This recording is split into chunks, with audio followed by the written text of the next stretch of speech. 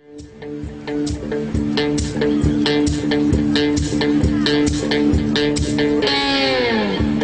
I believe in good vibrations is what creates a beautiful nation. All you need is the will to do right, do right, do right.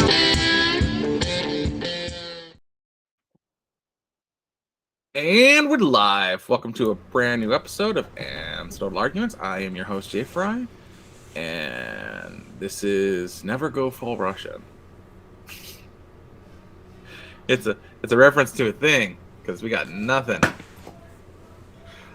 With me tonight, as per usual, is Sean. How's it going, Sean? It's Monday, we're here. And I hear a bunch of bullshit in the background, which means Garrick's unmuted. How's it going, Garrick? Can't complain. Is it noisy enough for you? Am I, projecting my presence, or what? Am I filling the space? Yeah, really. There will be no dead silence here, or dead air here. It will be filled with something. Yeah, there will be something, all right. Yeah. So how? What was what was the show covered yesterday? The movie review? Oh, War Games? War Games. I was trying to think. Which, by the way, I had the hardest fucking time trying to find because I kept putting a space between war and games. It's War Games. It's one word. I didn't know that. I kept separating. I was like, why the fuck can't I find this movie? However, sure enough, that's why. Thermonuclear annihilation. 3 words. Could have done You that. would think thermonuclear was 1 word. It's not.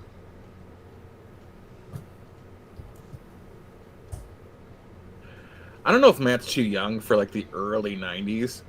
Well, he is, because he's 33. But there was this time, a beautiful period of time in the late 80s, early 90s, through the mid 90s, where everything was new. And nothing had been hacked yet. And you could charge a payphone call to another payphone if you had a friend at that payphone.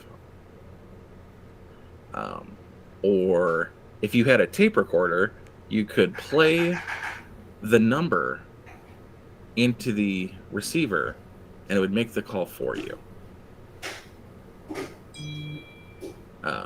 There was just things you could tape a $5 bill to a backwards $1 bill using clear thin tape and put it into a vending machine, and it would spit it back out and give you the $5 in change.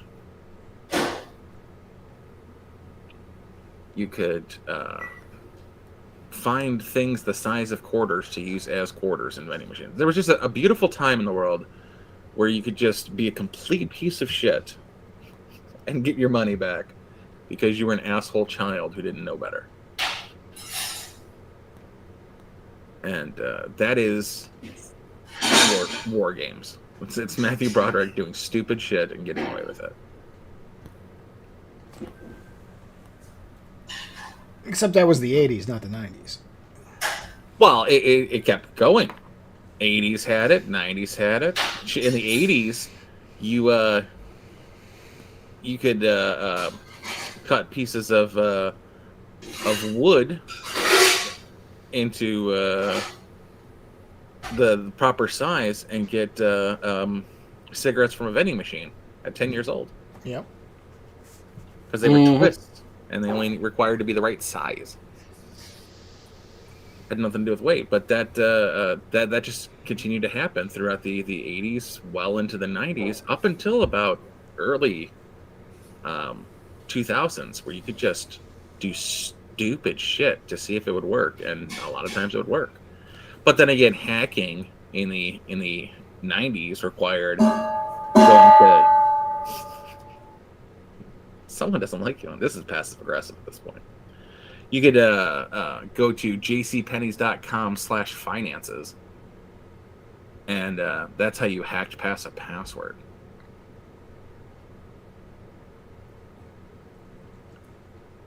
You know, there was no encoding, encryption, or anything like that. It was all straightforward, and they realized straightforward was too straightforward. Yes. So I mean, it was Hackers in the movie Hackers was shit for being like a hacking tutorial, but it absolutely was something that was fairly easy to do throughout the late 90s, mid 90s. If you got past the proper trees in the PDocs run files. But it was a glorious time to be stupid and young, and I think Matt misses that about war games.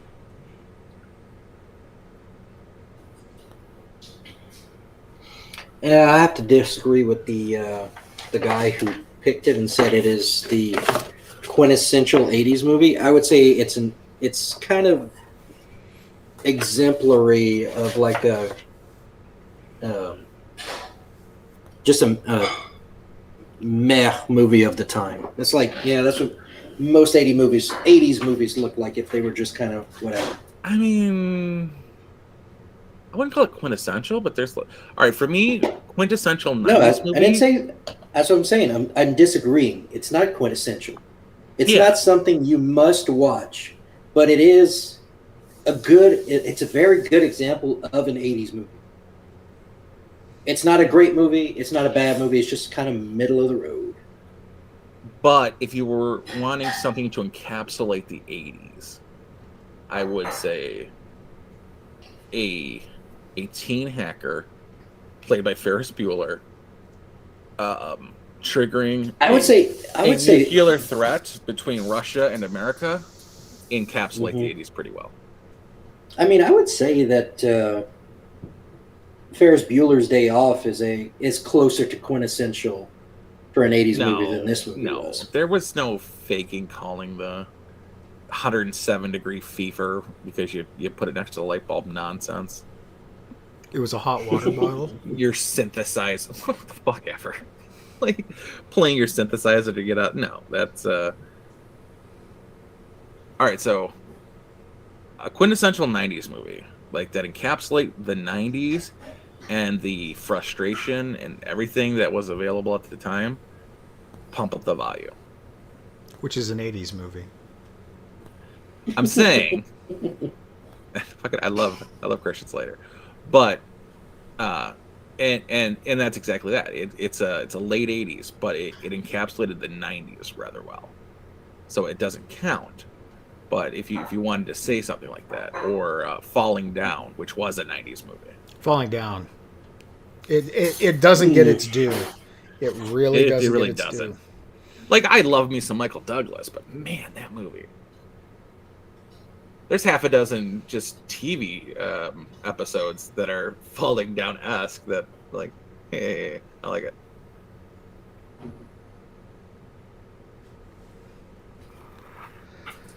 I can't. I think it was the episode. I think it was an episode of the early episodes of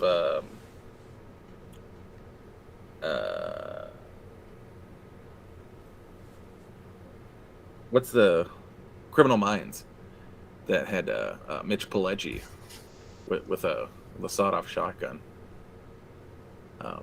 going car to car, shooting people on freeways. I was like, I was very Falling Down. But yeah, I don't like to say like one movie completely encapsulates a decade, An entire era. Yeah. No. Well, eras don't have to be entire decades either. Yeah, I mean, like SLC Punk is a genre that it encapsulates a genre up into the punk uniform that was worn. But I don't want to go with like Biker Boys for crotch rockets or anything like that, or Torque. I don't know if anybody's seen Cool as Ice, but that did something to something. It was very emblematic of a thing that was not actually a thing. No, it was a corporate thing. Let's get Vanilla Ice to make a movie. He did Not make a just movie. He made a good movie. It just wasn't Teenage- cool as ice. Teenage Mutant Ninja Turtles. Yeah, the second one. Go Ninja, go Ninja, go, go Ninja. Go. Secret of the Ooze. Let's get Rocksteady and Bebop, but make sure they're not Rocksteady nor Bebop because we don't have licensing. And then Michael Bay will get licensing and fuck them up. I mean, fuck them up. Just fuck. But, so what did you think of the movie itself? Did you watch it? War Games? Yeah, I watched it. I'm kind of on par with Matt and Blonde. It's a 3 out of 5. Let's see what I actually gave it. Because I know I just recently watched it. It should be in my listings.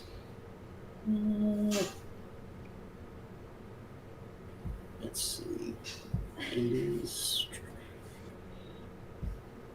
I mean, it's no Birdemic, but it's no Citizen Kane.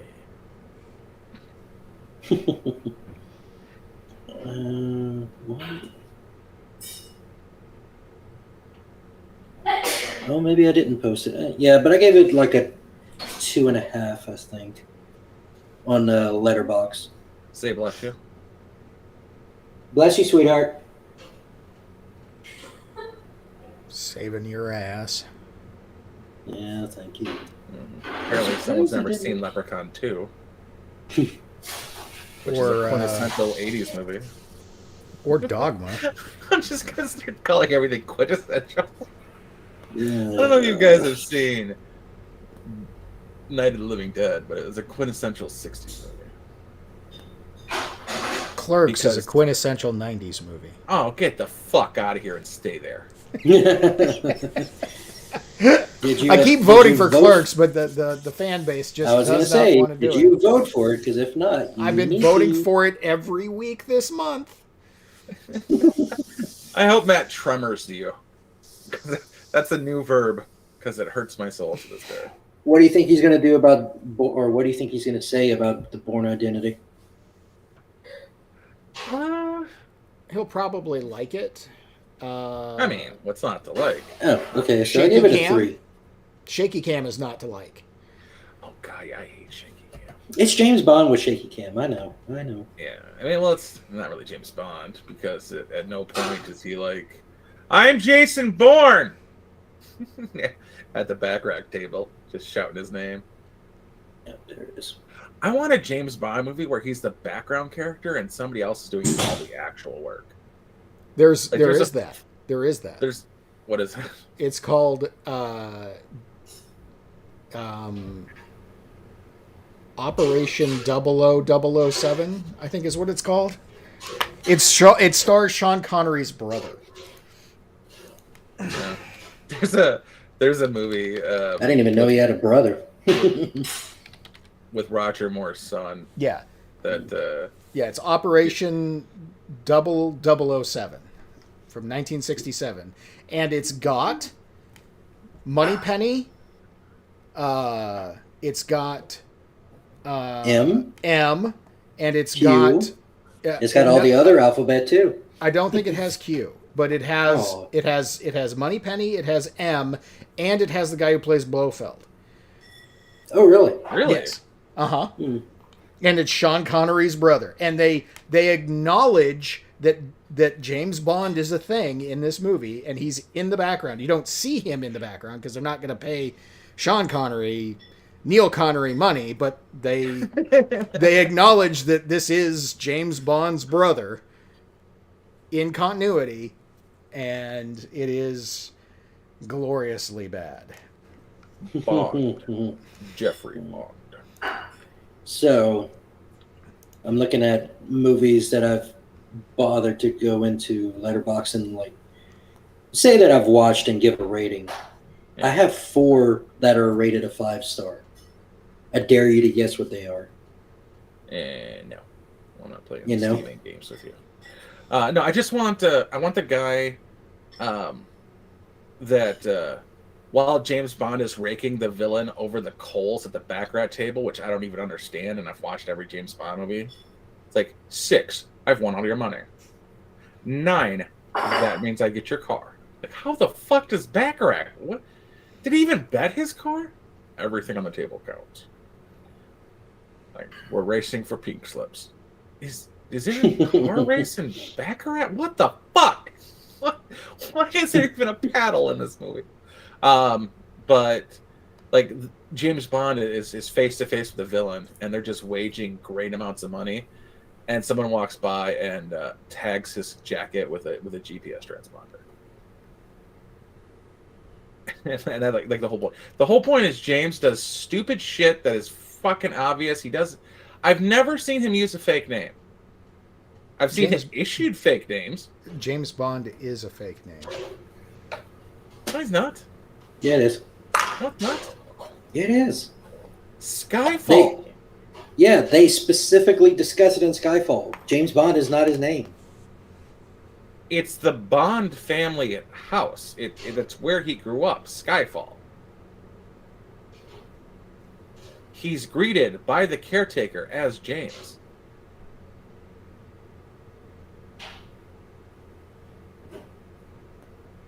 How is it discussed that James Bond isn't his real name?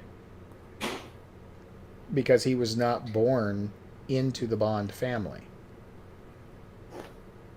So it's James Smith and he becomes a Bond?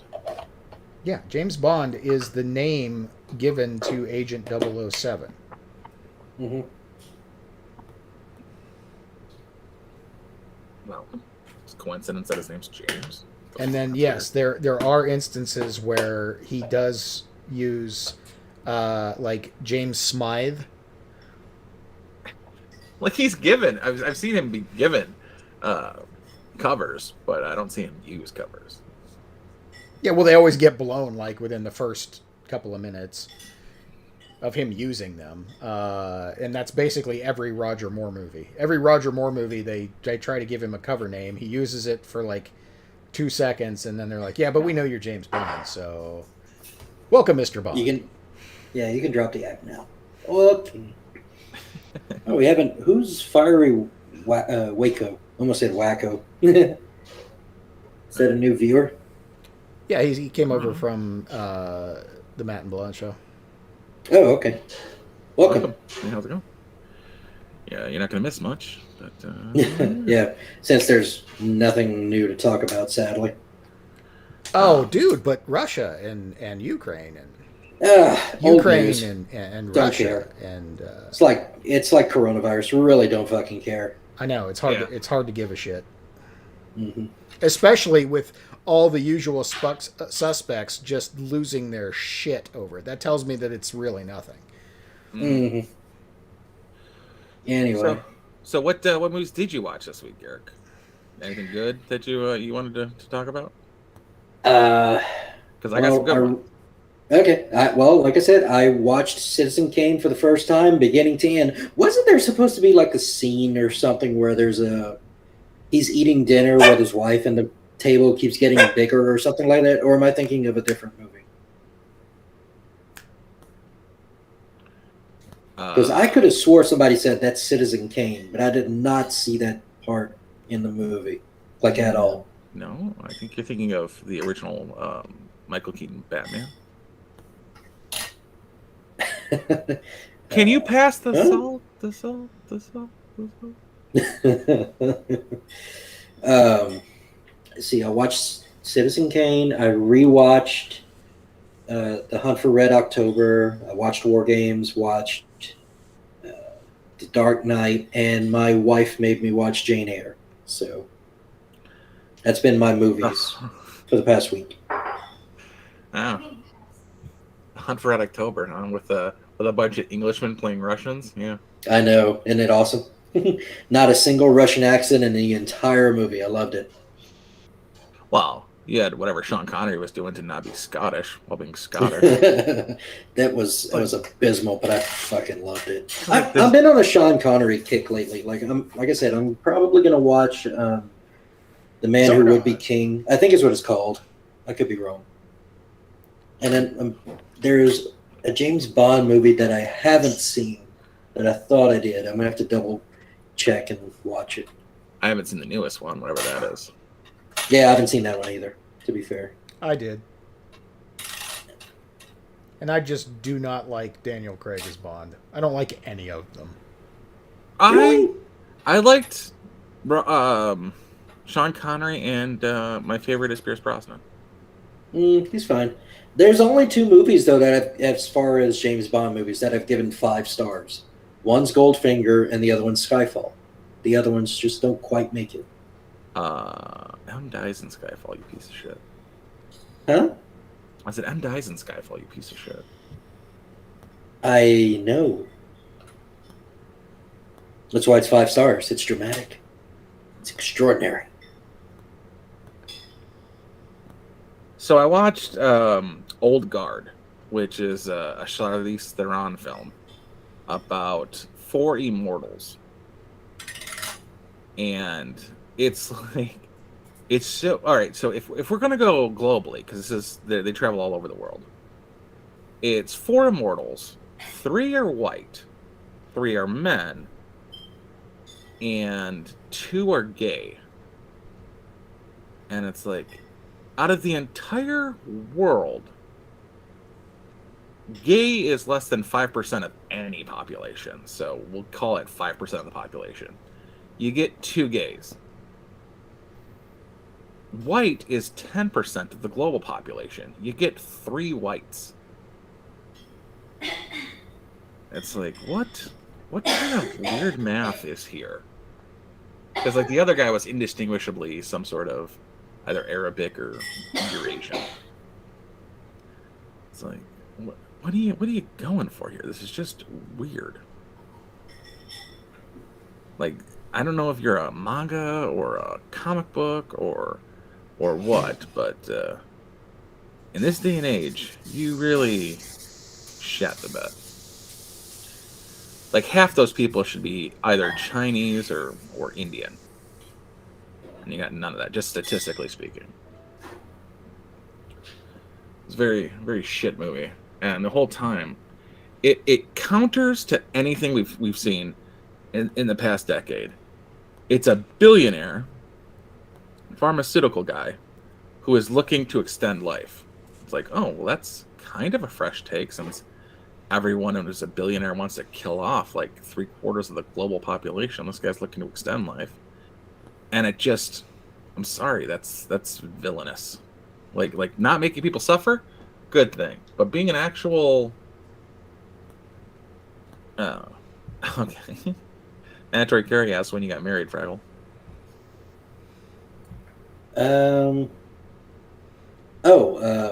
November 1st. Yeah, you better remember that shit. Yeah, don't forget that one. Yeah, that's kind of. You're gonna have a bad time if you forget that one. True. If you forget an anniversary, the only gift your wife can give you that is worth it is also her forgetting that same anniversary. But I didn't see what they were going for with trying to extend everybody's life. Like, I get you wanting to extend your life, but good fucking God, it just, you're going against grain. Well, you would think that governments would want to extend everybody's life because that means more taxes. Government, sure, but this was a pharmaceutical guy. Well, you can also, if you extend life, you can sell more pharmaceuticals. If you end life quicker, you can also sell more pharmaceuticals.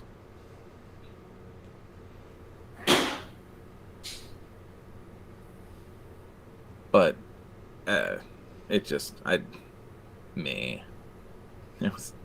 wasn't my cup of tea. There's nice brutality and everything, and then getting shot and coming back. I'm like, that's very Highlander-y. I can't die. I'm like, have you tried being immolated? Has your head been cut off of your body? Do you grow a new head? Like, I'm pretty sure you could die. A close enough grenade will probably do it to you.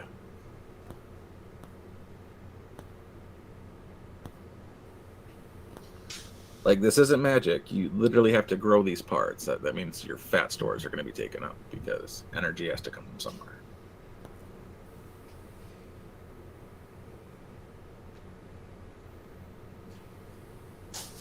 But it was Netflix, and it was an attempted try, so I liked that. But it pissed me off almost as much as the Atlanteans um, in Aquaman being upset about global warming.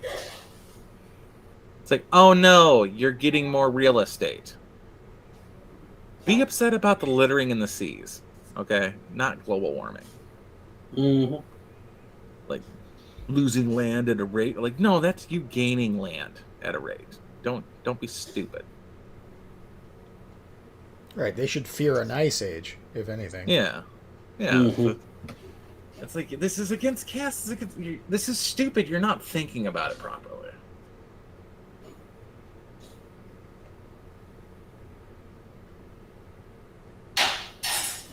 Killing people sells more everything. When you inherit, say you inherit something, like my grandpa left me oh damn, what's that thing? It's a record player. What do they call it besides record players? Victrola. And I bought vinyls of my favorite music because I'm not sure if you're aware of this or not. It sounds better. So he left that to me. It's already been paid for. He wasn't buying any more albums. I did start buying albums. When you die, you get your bequeathing thing sent. No one gives you wood polish when they bequeath you an antique anything. So you have to go out and you have to buy wood polish. You know, you don't get a leather cleaning when you're when a bomber jacket's passed down to you. So yeah, you have to buy things. When it's just the way things work. You get a car passed down to you, you have to make that car your own, which means you're now buying things for something that's already been purchased. It's capitalism. But it was a shit movie, just all around for all the same reasons that other movies are shit movies, except the opposite.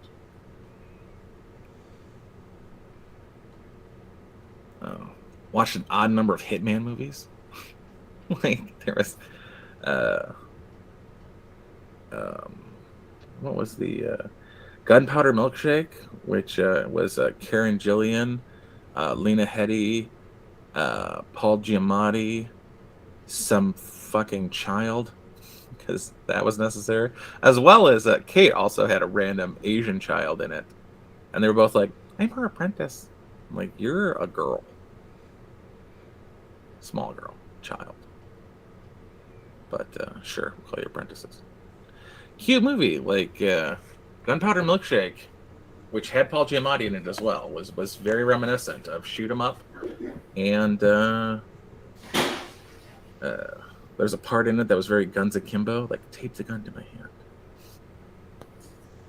and they were very aesthetic. If you're very much into John Wick gun reloading, not for you, but if you're into a Glock that holds 17,000 rounds, then So standard 80s style of movies. No, these were not. I wouldn't really call it like vintage 80s, but it's like, all right, so John Wick had that. First off, it's really weird that everything cost a gold coin in John Wick. So I never really got past that as far as, wait, you can get a meeting with Lawrence Fishburne for a gold coin, or a stay at a hotel, or a gun. Those are very disparate prices. Like, do you pay for your taxi with a gold coin? Or a whole cleanup crew to clean out all the bodies and wipe down your house and make it look spotless again? Yeah, like do you tip the cop that's ignoring the call? Like what?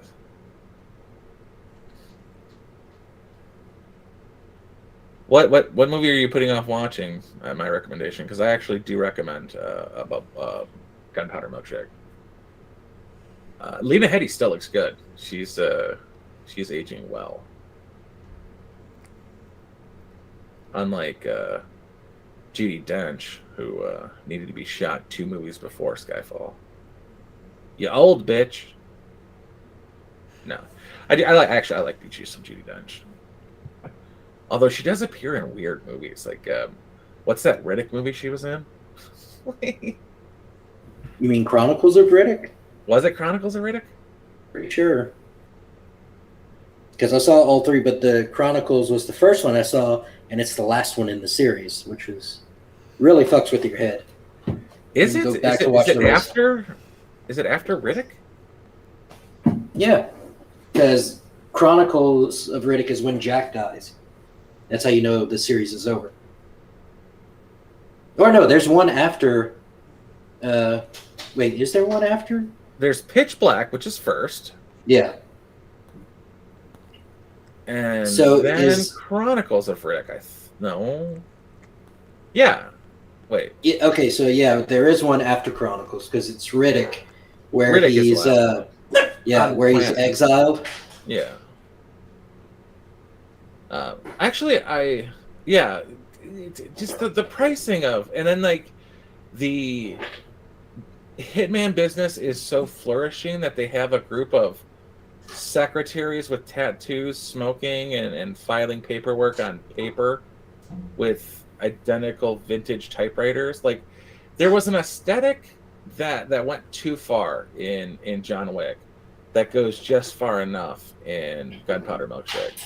But there's also this weird part where she gets into this gunfight. They don't show the gunfight. And I'm like, oh, okay, that's probably for the best. I mean, who wants to see people shooting people in a movie that you're watching because there's a female assassin? But Paul Giamatti goes, and get new guns. Your guns are old. And I'm like, what? Like, the Beretta's been around since the 70s. Glocks have been around since the early 80s. The 1911 is still around. What do you consider an old gun? And it's just fucking guns. Like, very weird. Do you need the newest gun to shoot people? Is that a thing? Hey, SIG 320 or nothing. Well, I'm just saying, if you wanted to change out the guns because they had bodies on them and you don't want them connected to old shootouts, I get all you have that. to do is change the barrel. I mean, geez. Yeah, but also the primer or the striking pin also leaves. Do you really? Mark. Yeah, striking pin and the extractor all leave identifiable marks. So trading in your guns is just easier than getting new barrels, really. I don't know anybody who has barrels sitting around. I do. Are they a barrel maker? No, I have two separate barrels for each of my guns. Well, I have. That's because you but I'm not. That's because you swap between 40 and 357 SIG, which makes no sense. I've got It makes all the sense. 40 is a hell of a lot cheaper than 357 SIG. Yeah, I've got a 22 conversion to a Glock 17. Or, yeah. No. A Glock 22 conversion to a Glock 17. Right. That's fair. Most of mine are just because I bought threaded barrels for them after the fact. Yeah, and I'm like, if you don't have suppressed, why aren't you shooting revolver? Like, if you're an actual hitman, don't you want to not have to police your brass? I would say the only drawback is that if a revolver breaks, you now have a paperweight. Oh, it's not like those really well-functioning semi-autos that break. Well, most of the time when a semi-auto goes down, it's just because of a feed issue, and that's easily fixed. How often does a semi-auto actually break to where it's useless? How often does that happen to a revolver? Yeah. Not two. One of mine, after I bought it, one of the springs inside broke, and yeah, that's it. Yeah, that's a piece I of could. shit. The only way it wouldn't. So what broke was the spring that pushes the spur up against the cylinder to make it turn over. It like makes it hook the cylinder. So because that spring wasn't there anymore, the only way I can make the cylinder spin over, aside from me manually doing it, is if I pointed it down and then cocked it. Okay, so apparently shit on me for claiming people have barrels laying around, because apparently everybody has goddamn barrels laying around, including me. But yeah, that's the thing. Oh, hold on. And so fuck off, everybody. Got it. But yeah, they turned in. She went to a thing and turned in her guns to a consortium, a library of badass bitches who they watch it. It's I enjoyed it for what it was. Stupid. Yeah, I mean, yeah.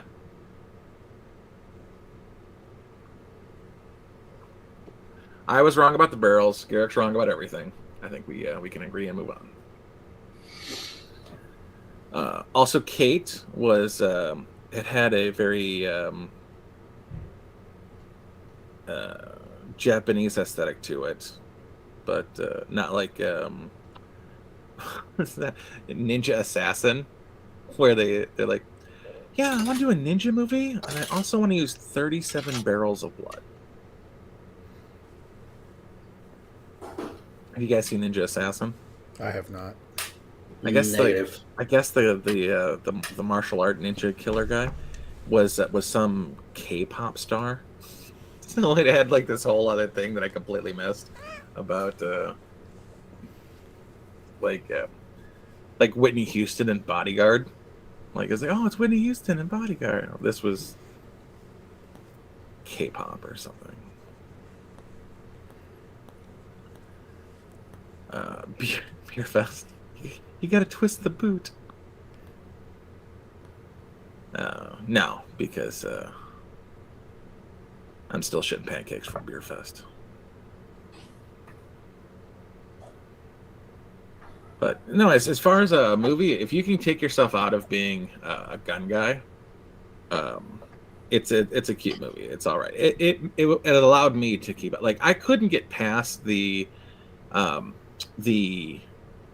lineup of the blade on the arrow from the Hunger Games. For any hunter who's out there, the plane of your arrow, whether it's vertical or horizontal to the notch, is based on if the prey you're hunting has a vertical or horizontal rib cage. And if you are hunting a human, the blade of the arrow would be horizontal to the ground to get in through the rib cage for a heart shot, because that is what you do. And she had vertical blades because it doesn't matter in a movie besides for aesthetic. But it upsets me to a great degree when I see a plane come in for a landing because it's dead on gas and it still explodes afterwards. Like, there was no gas in it. What exploded? The hard drive? Alita Battle Angel? She wasn't an assassin. So I'm trying to look at movies to watch for this week. I've never If you seen haven't Highlander. seen Alita Battle Angel, watch Alita Battle Angel. Great. I've aesthetic. seen the cover. I'm like, pass. It's got great aesthetic. Highlander, the first one, the third one, the fourth one, not the second one. I repeat, Sean, not the second one. I'm aware. I'm very, very aware of that one. I've already seen all of them. The Highlander? Or Highlander, rather? Highlander. Okay. Is it Thomas Jane that plays the character? Because I'm looking at like a still shot in How do Letterboxd. I yell at you for thinking That's who he looks like in this particular shot. Like, almost uncanny. Lambert. Yeah, it's Christopher Lambert. Highlander is a weird movie because they get a Frenchman to play a Scotsman, and then they take the Scotsman and make him play a Spaniard. That's weird. And it's all based off a song. Which came first? So it's is it a mystical kind of movie? Sci-fi something? No, because 2 doesn't count. I'm going to go ahead and agree. I'm going to agree with Jay Fry on this one. They never made Highlander 2. It does not exist. Okay. Oh, I am just saying it's got Sean Connery in it, so I'm probably going to add that to the list for this week. Don't add 2, even though it does have Sean Connery for 17 minutes. Only 17 minutes. It looks like most people give this a. Let's see. It looks like most people give this like a 3.5 or a 4. I think it's a solid 4. Highlander? Highlander. Yeah. The first one. The third one and the fourth one are definitely. I'm sorry. 2s. I got to correct myself. A quarter of the people who rated it gave it a 3. 22% 3.5. 20% 4. So it's in that range. I liked 4. Not the biggest Bruce Payne fan, except I am, and I thought the TV show was better than 3 and 4. Oh yeah. Well, 4 had the TV show. Well, I've got a lot on the watch list right now. Wait, what's 4? That's with Bruce Payne and Adrian Paul, right? I'm gonna have to look that up. It's been a long time. 3 was Mario Van Peebles, right? Yes, 3 was with Van Peebles. Yeah, and he's the master of illusion that never takes place again. He does no illusion in 4. And Highlander 4 is technically Highlander Endgame, which is where they introduce. Oh, what the hell was his name? McLeod. It's not spelled McLeod, though. It's spelled different. Which is where they.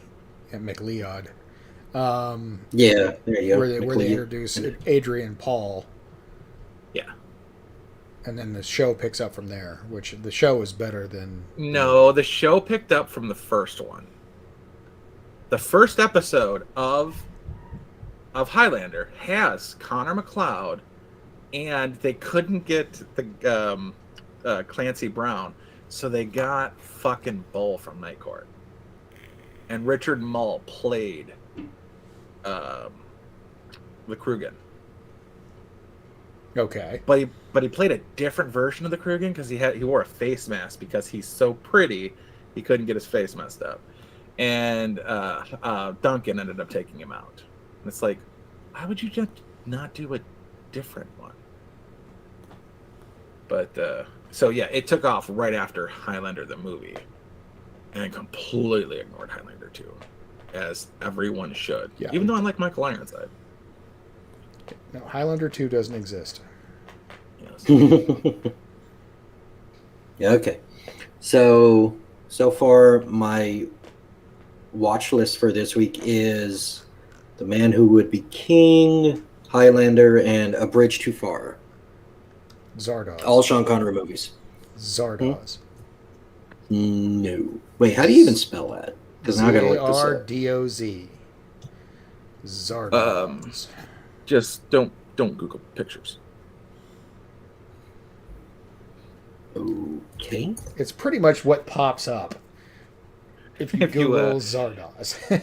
What's the Patrick Swayze? What in the fuck is he wearing? What's the Patrick Swayze version of Zardoz? What's that one called?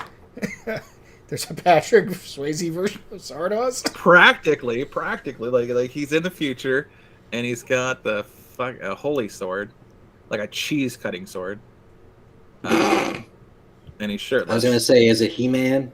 Because No, this is He-Man was not far off. And it was Masters of the Universe. It was kind of all right. Yeah, it for being a bad movie, it was all right. Mandatory carry. I recommend it once so that you never have to see it again. Okay, honest to God, it's bad. This isn't okay, Halloween 3 is a deviation from Halloween 1 and 2. On its own, Halloween 3 is a pretty good movie, but Halloween fans will shit all over it because it doesn't have Mike Myers in it. It's a completely different take on a Halloween than it is. It was supposed to be an anthology, is what the director and writer wanted. But the producers came back and said, make a 2, everyone loved 1. And then after 2, they said, make a 3, everyone loved 2. And he said, this is what I'm doing for 3. And they're like, okay, do it. Highlander 2 is a fucking awful thing that is bad, and whoever made it should feel bad. Yeah, it's like Alien 4. It's like Alien 3. No, Alien 3 wasn't bad. It was pretty bad. It wasn't great, but it wasn't bad. Especially when you compare it to Alien 4. That's not fair. To anything. Okay, yeah. Actually, I like Alien 4 better than 3. Well, you just like Winona Ryder then, because there's no reason to like Alien 4. I do not. I liked Ron Perlman with his mouth closed. My mom loved Beast from Beauty and the Beast, and she wasn't the most political person, but she'd be ashamed of Ron Perlman.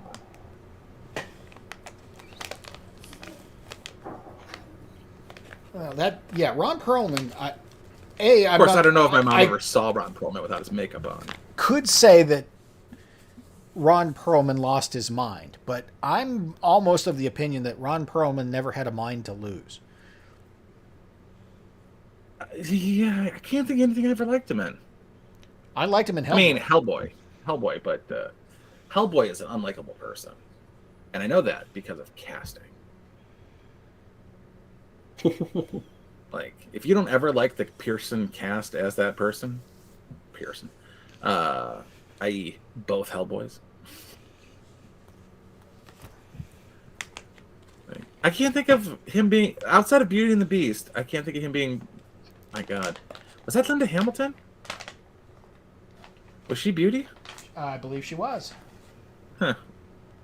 That's an odd casting. I like the Vincent too. Or it was her sister, and you just never know the difference. Yeah.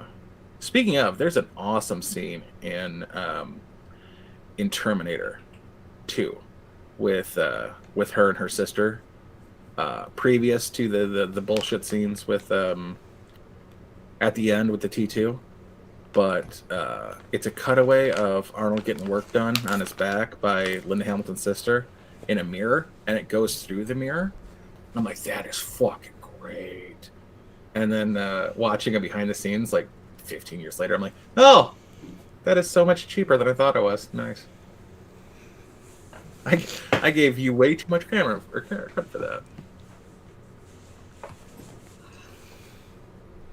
Perlman's only decent work was Fallout. He's in that kaiju movie. It was shit and everything. It's like wanting to like Dennis Rodman. You just can't.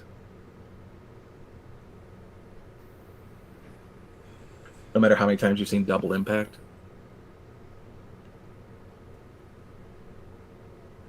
Speaking of, I'm not sure. I saw a movie called Welcome to Sudden Death, which is a remake of the Jean-Claude Van Damme Sudden Death. But instead of hockey, it's basketball. And instead of Jean-Claude Van Damme, it's Michael Jai White. And I was like, is this racism? Does basketball have sudden death? Like, it's just all overtime called sudden death? But Michael Clark, I love Michael Clark Duncan, that's for sure. Michael Jai White is one of the cleanest martial artists working today. Him and Scott Adkins, which, to my knowledge, both have never killed anybody on set. Looking at you, both Jean-Claude Van Damme and Steven Seagal. But that's the thing about These guys are trained martial artists. There was a long period of time in the 80s where they got actual fighters.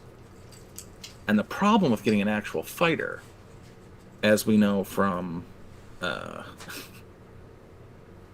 The Last Dragon, is they can't act. Sorry, Taipei, you can't act.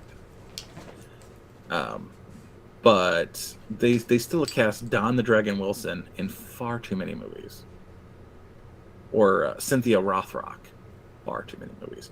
But the thing about those movies that was enjoyable is all the people who were fighters, literally world-class fighters. You had the middleweight kickboxing champion of the world fighting the light heavyweight kickboxing champion of the world. The Wushu Weapons Sports 1987 Grandmaster champion fighting like another swordsman. That was, if you were in the knowledge of actual real fights, even though they're, you know.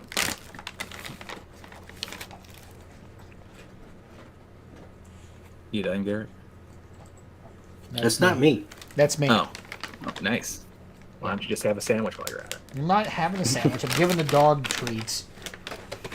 Dog treats, catnip, whatever it takes. Gina Carano was actually in not Welcome to Sudden Death, but she was in Blood and Bone as somebody Vendetta or something like that. Anyway, she won a fight. She beat the crap out of this bitch.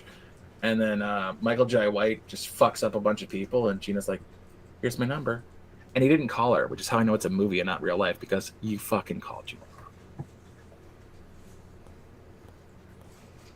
But it also had several fighters. It had Kimbo Slice, Bob Sapp, Maurice Smith, a plethora of fighters. Which martial arts is fun to watch. It's enjoyable. Mixed martial arts is fun to watch if you know what you're seeing. Because you can mount somebody and put them in a small joint lock, and it looks like two men are hugging on the ground. It's not as grandiose as the Jean-Claude Van Damme outside crescent kick splits. That's exciting to watch. A small joint lock is not.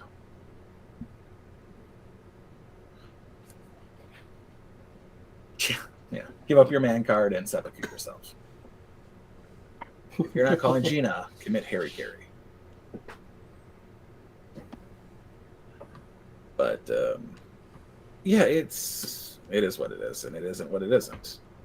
And there was one scene in Welcome to Sudden Death with Michael Jai White, and this chick is like beating the crap out of him, and I'm like, who is this? It looks like blows are honestly landing. It's not off to the side, like it's straight profile shots, and she's punching this dude, and I'm like, who is this chick? And I look her up. It's literally Michael Jai White's real life wife. And I'm pretty sure she was really hitting him. Because she's not a trained martial artist.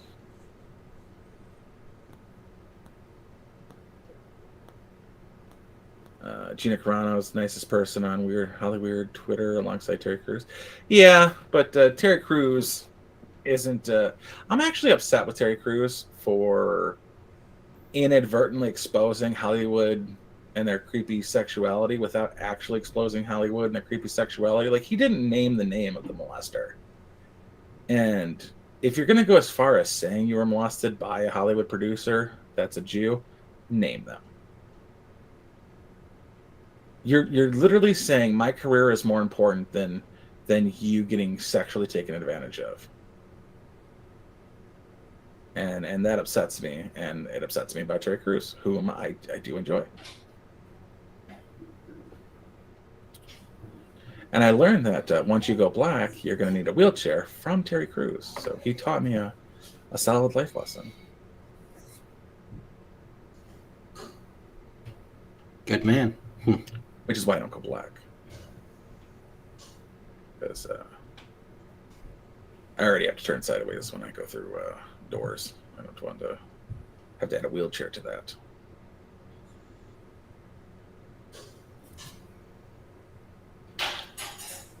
But Gina Carano looked fine in that movie too. She was fine in that movie. So the other movie. That's pretty much how it is. You know, give me the name and I'll put my own parentheses around it, 3 on each side. But yeah, like I'm sick of the jokes about it, which are, Steve Buscemi in Armageddon has a line when all the feds surround them to actually talk to Bruce Willis's character Harry in Armageddon to be like, hey, we need you to train our astronauts how to drill because that makes more sense than training drillers how to astronaut. Oh, I just found a movie that I think I should make Matt watch. I haven't even seen it yet, but the title alone makes it worthwhile. Massacre on Bloodfart Lake Part 4? Huh? No. What the fuck is Armageddon? that? No. Why do you do this? Velocipaster. Arachnoquake. I just sent it in the messages. Oh. In chat message.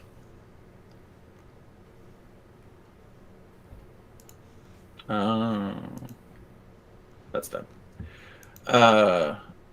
Oh, come on. It sounds like it's right up your alley. No, I've seen it. It's done. Oh, you have? Yeah. Because of the name I saw. I also have seen a couple there for that very same reason. Yeah,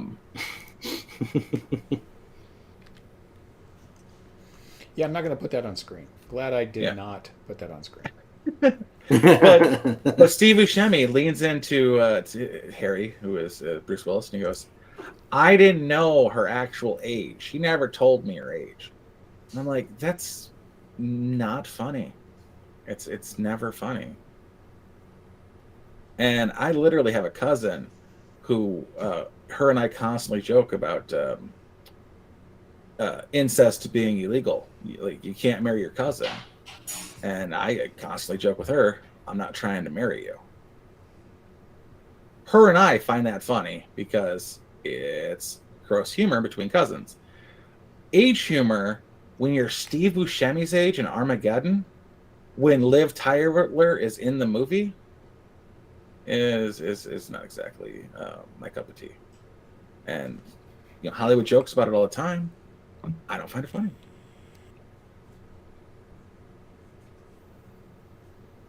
I mean, it can be funny, but there's a whole fucking 5 minutes devoted to one of the Transformer movies about the Romeo and Juliet laws.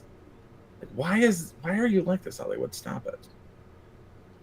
That's why I push these stupid movies that don't have anything to do with sex. Like, I watched Gunpowder Milkshake, which had a 10-year-old apprentice. Good going here. And maybe add a God or a Christmas type.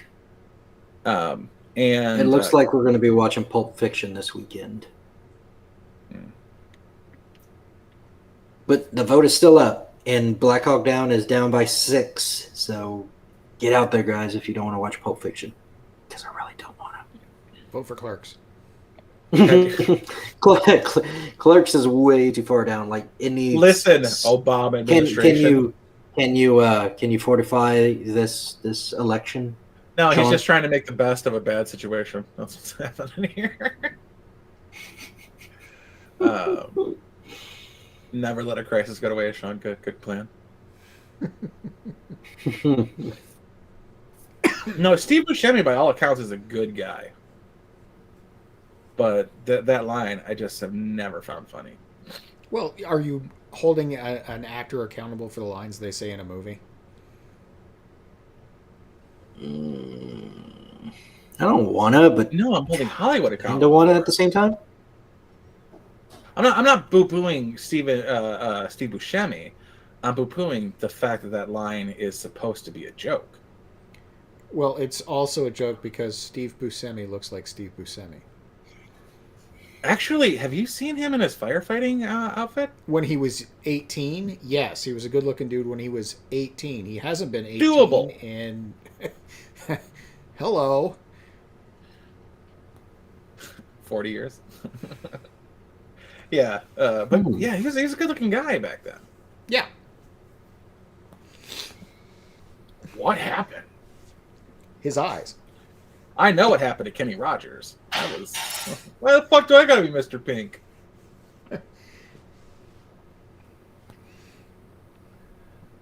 But yeah, I appreciate that they had a couple of kids in these Hitman movies and 0% sexualized. Looking at you, Leon. Dude, you don't even have to go to Leon for that. I was uncomfortable with Hit Girl in what was that movie? With the guy in the green Kick-Ass? suit. Kick-Ass, yeah. I didn't like her cussing, but I don't remember her being overly sexualized. Was there an undertone in that? There was definitely an undertone of that. And what did you think of American Beauty? That was okay. What did you think of Hard Candy? Have I seen Hard Candy? I don't know that. Patrick Wilson, Elliot Page. How are you still doing dishes, woman? It's the noise. She's still cooking. She's doing it. It was for an the noise. ow. Oh, she's cooking. Jesus Christ. Who was talking shit about me when I need to respond? She's still cooking. I have not seen Hard Candy. Oh, it's pretty good. Elliot Page and Patrick Wilson.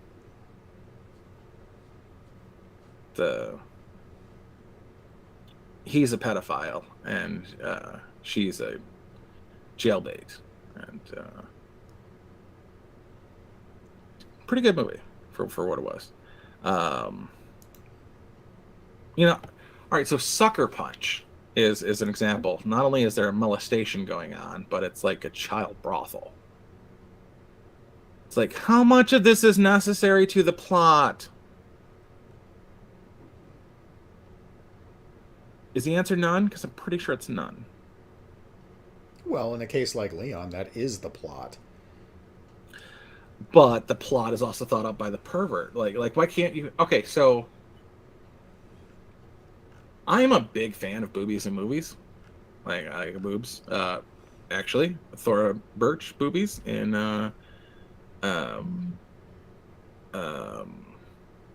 American Beauty. I liked them. Big fat fucking female udders, not that of the child in Roses, which really should have been just a fucking pit of cherries because they're so fucking perverted. Ellen Page's Super. Are you sure you're not thinking of Super? Because she had very child vibes to me in Super, but that's Ellen Page. Elliot Page. Elliot Page, sir. God. Okay, so there's very little difference between American Beauty and Fast Times at Ridgemont High in that regard. Phoebe Cates at 17. That's how old Thora Birch was when she filmed American Beauty. Are you kidding me? No. That's right up there with 17-year-old Jessica Alba in Idle Hands. I definitely will not be complaining of 24-year-olds playing high schoolers like what's her nut from Taken. Maggie Grace. Taken 3, she was a college student. She was like 31. I'm like, I appreciate that. Thank you.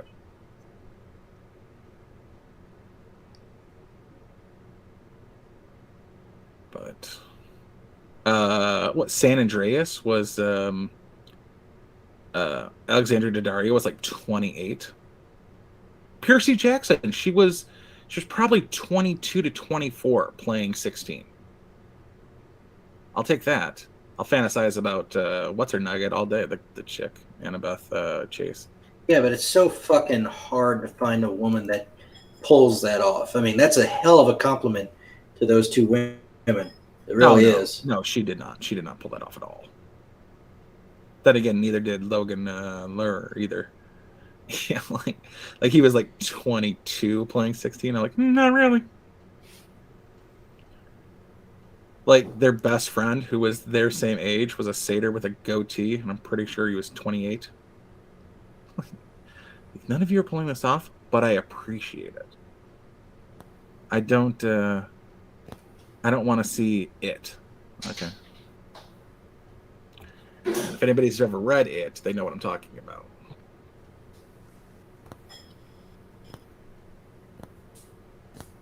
Also, I fucking hate Finn Wolfhard.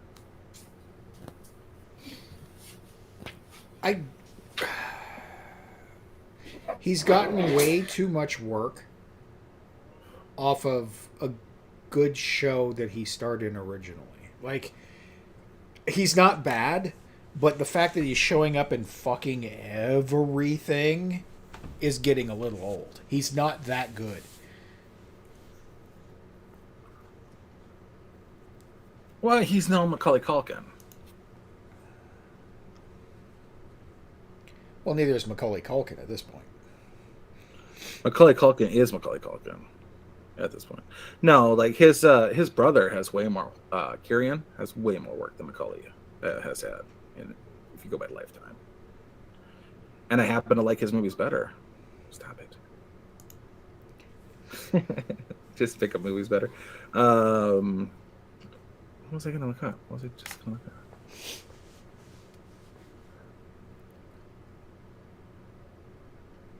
Yeah, they allude to it because Finn's character says, maybe you have to be a virgin to watch it. No, I'm not. So fucking gangbang, which actually goes against the entire narrative of the movie because that chunky kid confessed his love to the chick, and that was actually Pennywise, and it ruined him into not ruined him, but it affected him into adulthood. But yet he joins the fucking bang bus on the child.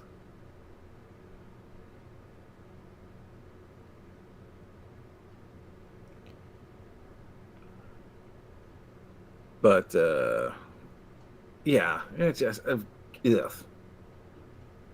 But I'm looking up Finn right now to see how these stack up with when Stranger Things started and what came before and after it. As far as I know, Stranger Things was his first thing. Good God, 37 credits.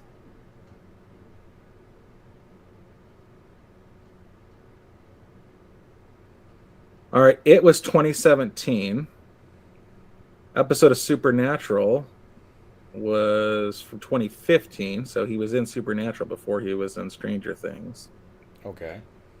So he's got but I'm Facts, sure it was Retro Ocean, I'm sure Aftermath. that anything before Stranger Things were all bit parts. Yeah, Supernatural, Pup in the Heat, Ninja Sex Party. Okay. So it took place 2017, which means that's after 2016 Stranger Things.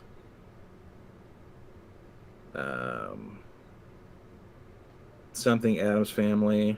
He was Pugsley Addams' voice. Carmen Sandiego, 2020. Rules for Werewolves, 2020. Ghostbusters Afterlife, 2021. Pretty sure that should be 2019. Yeah, absolutely should be. Yeah. 34 episodes of Stranger Things from 2016 to 2022. Good Lord. It's like 5 episodes a year. Well, considering each season is what, 8 episodes, 9 episodes maybe, Is it? and there's only 2.5 seasons. Maynard, you poor, deluded, and or lucky bastard. They did a remake of It in 2017. It went from a miniseries to 2 movies, which is basically the same thing as a miniseries.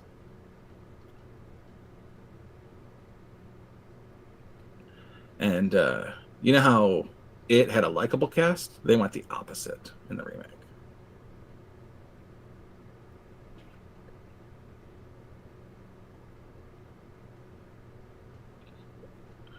But by all accounts, and I kind of agree with them, Bill Skarsgård held up his own as Pennywise, which is no mean feat when you're going up against Tim Curry as a villainous creature.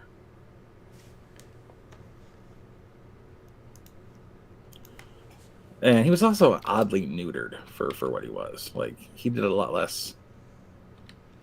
did more scaring than he did anything else.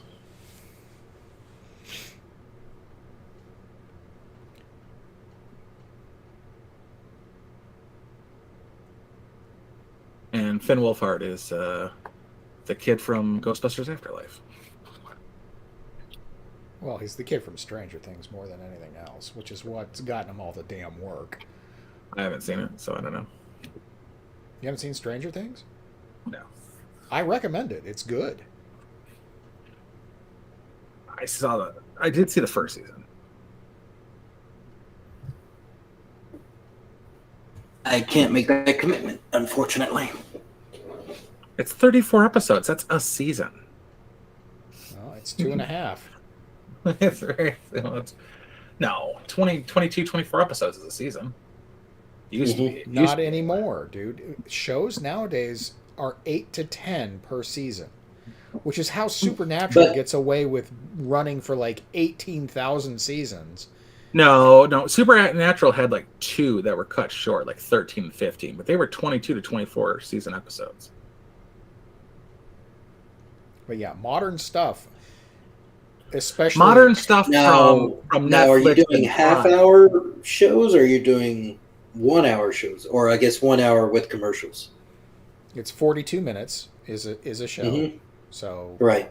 So you're doing basically an hour show with commercials. You can do 10 episodes, 13 episodes if that's the case, because it equates to 20 to 26 episodes in half-hour increments. Reacher was 8 episodes at about 55 minutes an episode. Right. Well, that's the new Netflix thing, is that instead of being 42 minutes long, shows are like 50 to 70. Nearly 60. No, sometimes Really? sometimes they'll go over. Sometimes they'll run up into 70. And the reason that they're but doing that's that is, usually like season finale, right?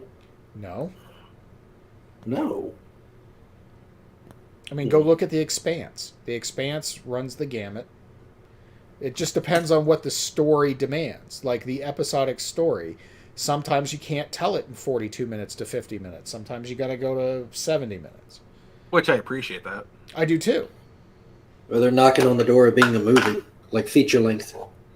No, not with their special effects. No, with that length of time, I'm saying. But even even produced cable shows, like anything Discovery's putting out, they consider anything more than 8 episodes a season. So it can be anywhere from 8 to 13 or whatever, and they'll call it a season. As long as there's more than 8 episodes, they'll call it a season. Even if it's 9 or 10, they'll call it a season. No longer are we running into 22, 23 week, 22 to 24 episodes a season. And we haven't been that way for a decade. The reason that they would do that is because that's 24 weeks out of the year, and that makes your year if you subtract sports or holidays or whatever else will cut into your episodes. Yeah, it would run from. And you run reruns the rest of the year. No, it was from Labor Day to Memorial Day, basically. With you're right, with a couple of exceptions for holidays. Mm-hmm. Which is why it was 24 weeks. Half a year. Maynard says Dr. Frankenfurter was creepier than Pennywise. I also refuse to acknowledge any It remake exists. Also, there was only 3 Star Wars episodes or Star Wars movies. Yeah. Well, Finn was the one without the retarded teeth or black. His teeth weren't messed up. It was his lips. If you talk to Dave Rubin, he says the more time passes, the better episodes 1 through 3 look. So you might be in competition there. There's a good story that's going through the prequels. It's just that pedophilia. Well, kind of. No. Well, yeah, Anakin and Padme are. She's robbing the cradle because Anakin was too young because they couldn't put their fucking shit together the right way. But either way, there is a good story that's running through the prequels. It's just that George Lucas doesn't focus on it. But it's there. It's in the background. It's there. It doesn't get there until like the middle of the 2nd episode, and is really good in the 3rd episode. The first one you could scrap it. Like it's oof. No, the first one is where it all stems from. No, but the introduction of midichlorians to like fuck with the lore. I mean, that was a bad idea, bad take.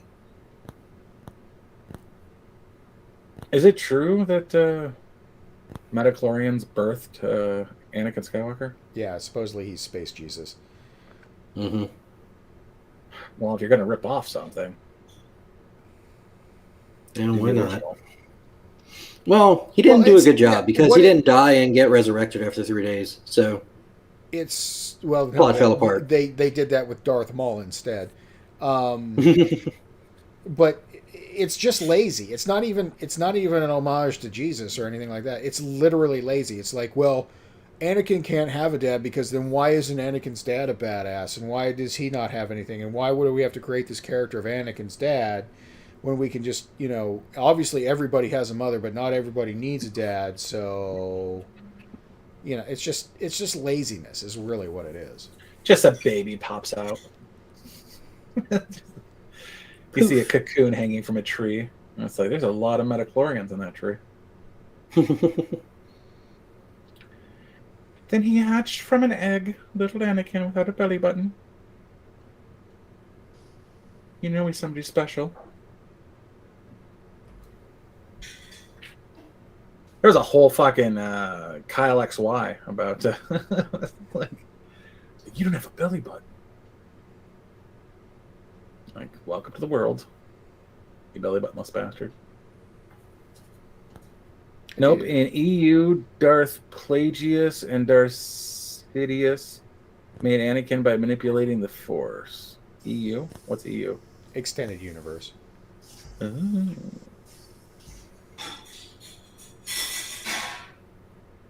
Darth Plagueis and Darth Sidious are almost as gross as Zeus. Yeah, but I mean, if you want to get into the EU, they had the next series of movies that they could have made. They could have just made the Thrawn trilogy, and we wouldn't have to be talking constantly about 7, 8, and 9 being horrendously Kathleen Kennedy raped butt fucks of shit-stained movies.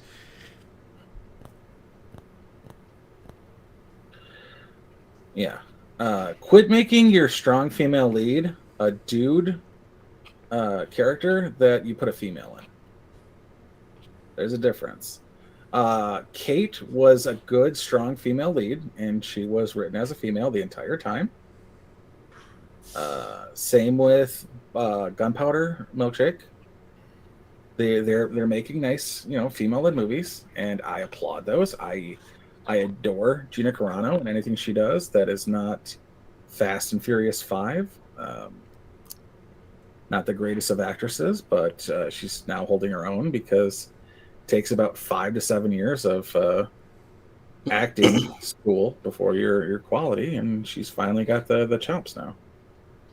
Because let's face it, acting ain't hard, it's acting. There's definitely a skill to being a good actor. Define good actor. Kevin Spacey. Kevin Spacey is an excellent actor, but you've never seen him in anything MCU related. Can he pretend that everything is in a giant fucking green screen? I don't know, because that's not what he does. But Chris Pratt, who is Chris Pratt, is talking to a fucking fake tree and a raccoon, possibly, or a space rabbit, depending on who you talk to.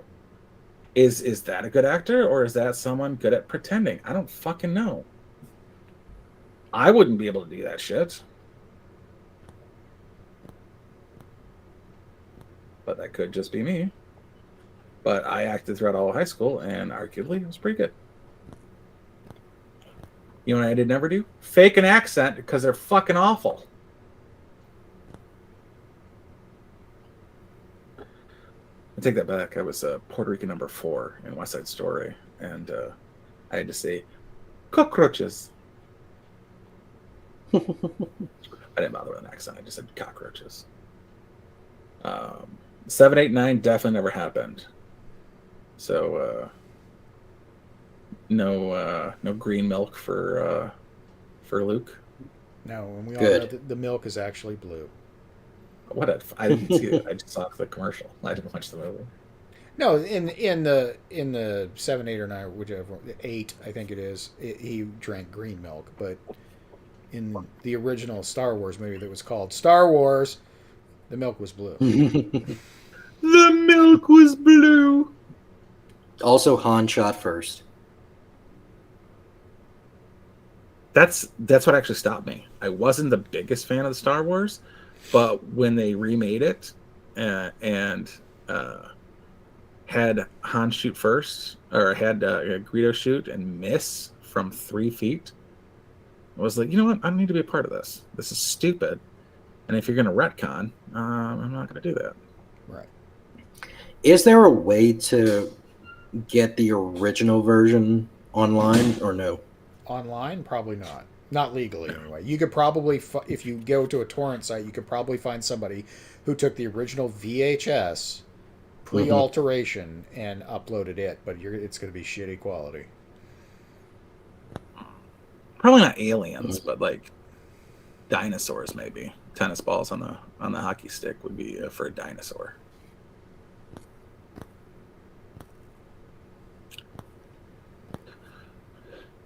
But yeah, I've definitely seen movies where that sort of shit does it.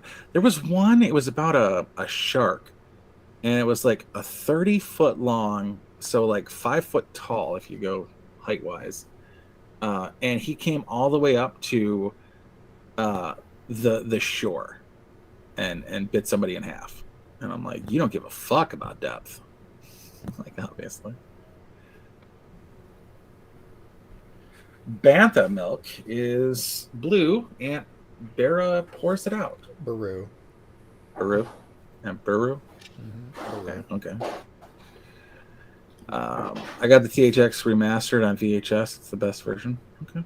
Mm. Okay. But Six Underground with Ryan Reynolds was worth a watch just for like the what the fuck factor, which is a Michael Bay movie.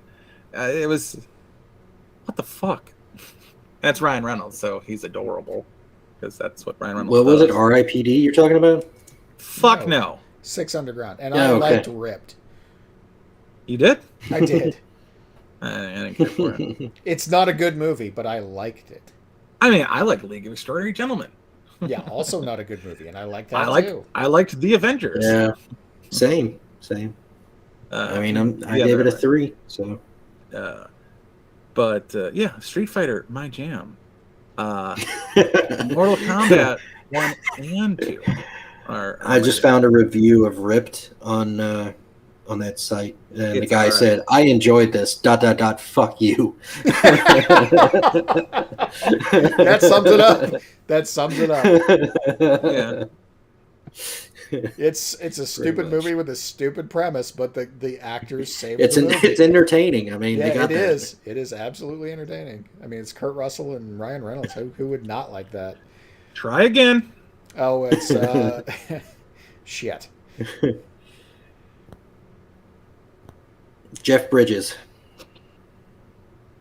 It would be Is it? so much better if it was Kurt Russell. It would be better if it was Kurt Russell. Yeah, it's Jeff Yeah. Bridges. It would have been Yeah. so much better if it was Kurt Russell and Ryan Reynolds. Shit, how old is what's the age difference between those two? So, Gotta be Death on the 20. Jeff Nile. Bridges' age. So wait, Death on the Nile and Murder on the Orient Express are remakes. Kurt Russell's age. I know they're made from a book, but there was movies made before these new ones. Dude, were coming Jeff out? Bridges is 2 years older than Kurt Russell. Jeff Bridges is 72, Kurt Russell 70. So yeah, he could have done the movie if he wasn't getting de-aged for Guardians of the Galaxy 2 for 6 years. All right, I'm adding this to the watch list. There- Murder on the Orient Express is There's like 6 of them. yeah, Really? it's a book. Yeah, it's an Agatha Christie book from like I know. the early 1920s. I want to say 20s or 30s, and yeah, it was one of those ones that everybody wants to remake because it's a good story. Mm. And the new one, quote unquote, new one with what's her fuck that plays Ray. Daisy Ridley. Yeah, it's actually a good movie. Yeah, I watched it. I enjoyed it. I think it was probably mid-30s. I heard the ending in the movie that was different from the book. It is. Is that true? Okay. It is. Is it Johnny Depp as Hercule Poirot? No, Johnny Depp is he is the plays- gangster bad guy. Yeah, he plays a different guy. I can't remember. He's the it's actual. He's the. Isn't it David Finnis that plays Hercule Poirot? Maybe I'm got that wrong. I probably have that wrong. Oh no, wait! I'm names. thinking of what's that shit one with Kevin Smith and their daughters? Yoga Hosers. Yoga Hosers. That's the one where he has the French accent. I haven't seen. How do they not have who played Poirot here?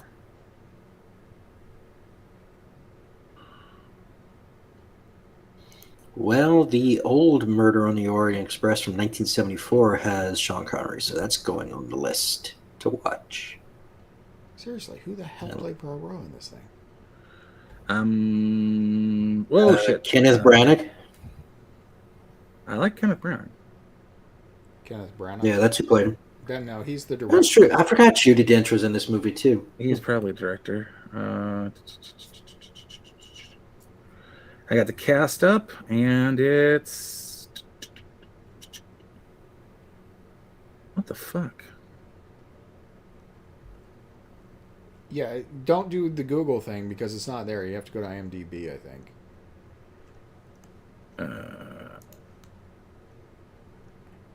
Yeah, it's not there. That's so fucking weird.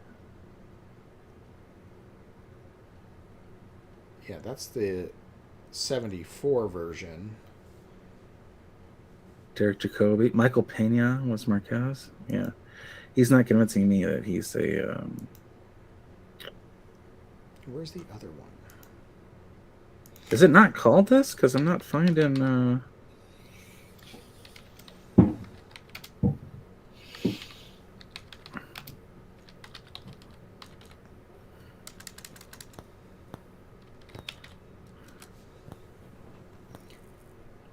There it is, 17. All right, now let's look at the cast. No, it is Kenneth Branagh. So he directed what I told you. and played Poirot. Oh, I never say I didn't know he directed it, so that's news to me. Yeah. Hmm. Penelope Cruz, William Dafoe, Yeah. Judi Dench, Michael Rouse. The Snowman. That was a good movie. Daisy Ridley, who actually did okay in that movie. I don't like her, like in anything, but she did okay in that movie. Mm-hmm.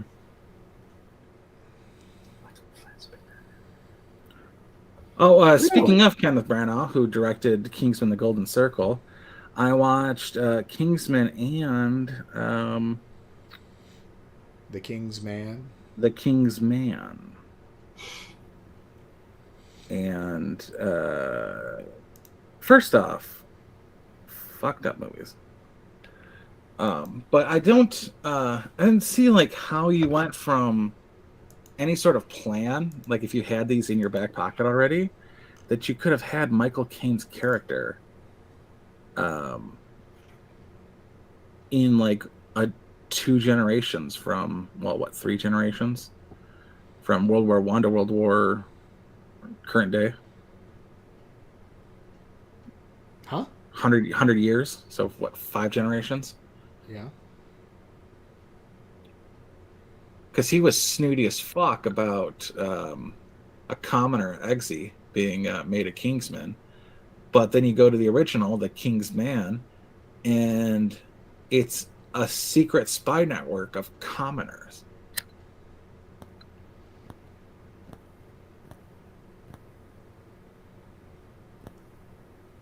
Like half the founding cast, or half the founding people in Kingsmen were commoners. Yeah, that's why prequels shouldn't exist. Mm-hmm.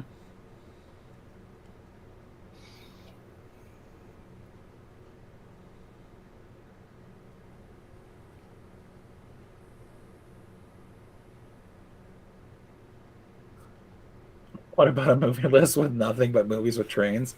That would I could do that with airplanes, and it would just be a list of Andy Sedaris films. Take care, mandatory carry. No promises.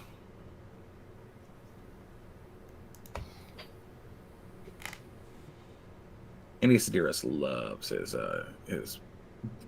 airplane footage, B-roll. But Snakes on a Train.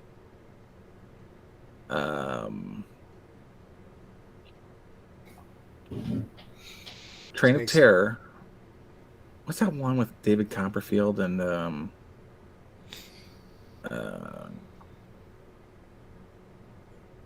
Maynard, so basically you just watch Memento in reverse. Throw him from the train, Snowpiercer. Yeah. What's the one with David Copperfield and Jamie Lee Curtis? It's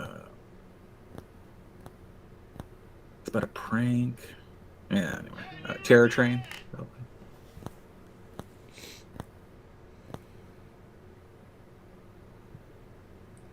Black Swan. Rise of the SAS. That's SAS Rise of the Black Swan. It's a train movie. The Second Under Siege. The train movie. Technically, Broken Arrow has a train in the movie. Taking a Pelham 1, 2, 3. That's a subway. And I'll give it to you. I like Denzel Washington and John Travolta. Which Godzilla movie was the new one with Bryan Cranston? That one had a train. Ew. Yeah, it did. What's the? Is there a Tom Cruise one where he goes back in time because there was a bomb on a train? No, someone goes back in time, and there's definitely a train involved. Yeah, I know what you're talking about, but I can't think of it. Shit.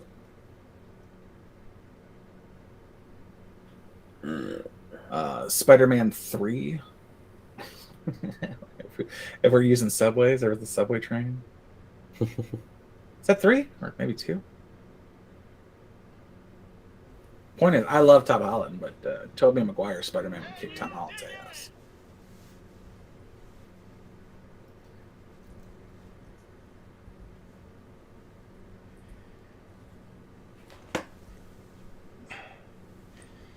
Wild Wild West.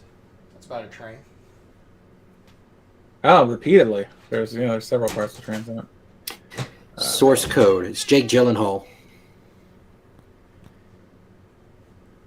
I forget what it's called, but the convict throws his buddy off and stands on the roof as a text reads. Wait, have you guys seen The Snowman? Which one? There's 2. The one with Michael Fassbender. Okay, apparently there's 3 then. No, wait, I'm thinking of Jack Frost. Never mind. There's 2 Jack Frosts. One's with Michael Keaton, which is a very different movie than the other Jack The Frost. killer one, yeah. Yeah. Yeah, I know. No, this is about a serial killer who makes a snowman and leaves victims' clothing on it. So have you seen it? No. Okay.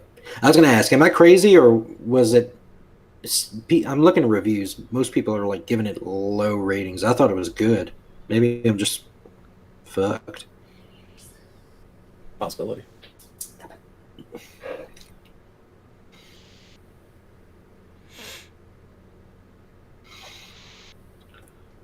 Yeah, source code was all right.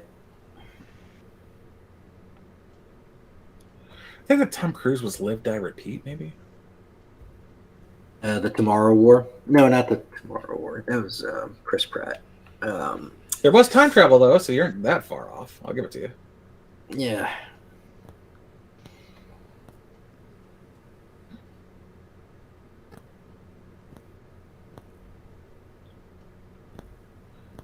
Throw Mama from the Train is actually Strangers on a Train. Runaway Train, yeah. Speed 2, or is that a boat? Speed 2 is a boat. Oh, what's the one where Bruce Willis, Invincible? There you go. Because he's in a train wreck. The first 5 minutes of the movie. It still counts. It's a train. I'll be right back. I'm gonna pee.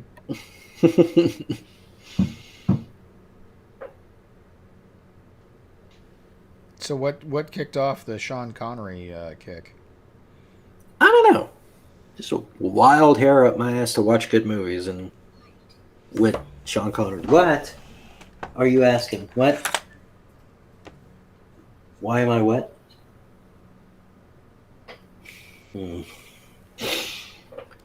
You've scared her into silence. I need to learn this trick.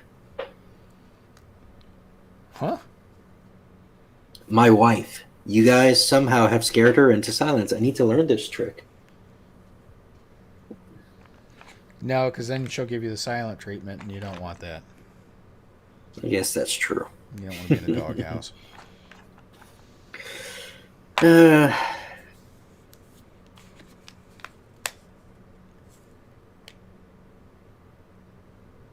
So what did you vote for next week's movie? Or Top Gun. I'm still voting for Top Gun. I mean, if you want a... although, like I said, if you want a good 90s, yeah, Top Gun's 90s.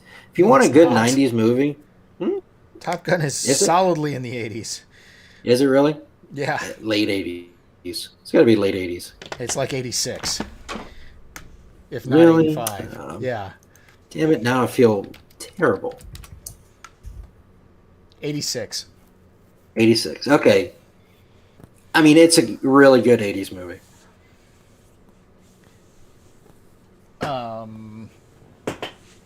Yeah. Still waiting for its sequel, which they keep threatening to release and not releasing. They're not going to do it because, no Taiwan patches anymore. Well, they've already retconned that one out. He's got a completely different patch on now. That and also Val Kilmer's fat, so I don't know who they would recast in his place. Was Throw Mama from the Train with Estelle Getty? Or am I thinking of Stop or My Mom Will Shoot? You're thinking of Stop or My Mom Will Shoot. Throw Mama from the Train was the mother from Goonies. Oh, 310 to Yuma. Well, yeah, okay. You can have that one. But you can name a lot of Westerns because a lot of them have trains in them. So it was a staple of the West. Yeah. Oh, Resident Evil. Oh, the Underground Train, yeah. Yeah. Ghost of Mars.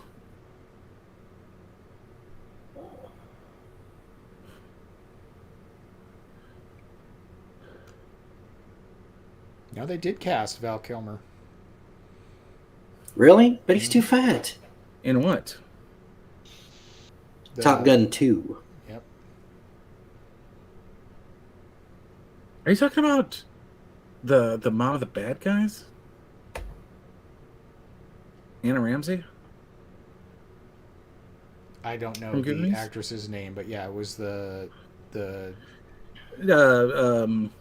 Uh, David, Robert Davi, and um,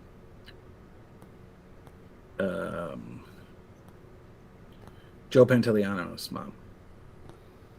yes. That's Joe, that's Joe Pantoliano, right?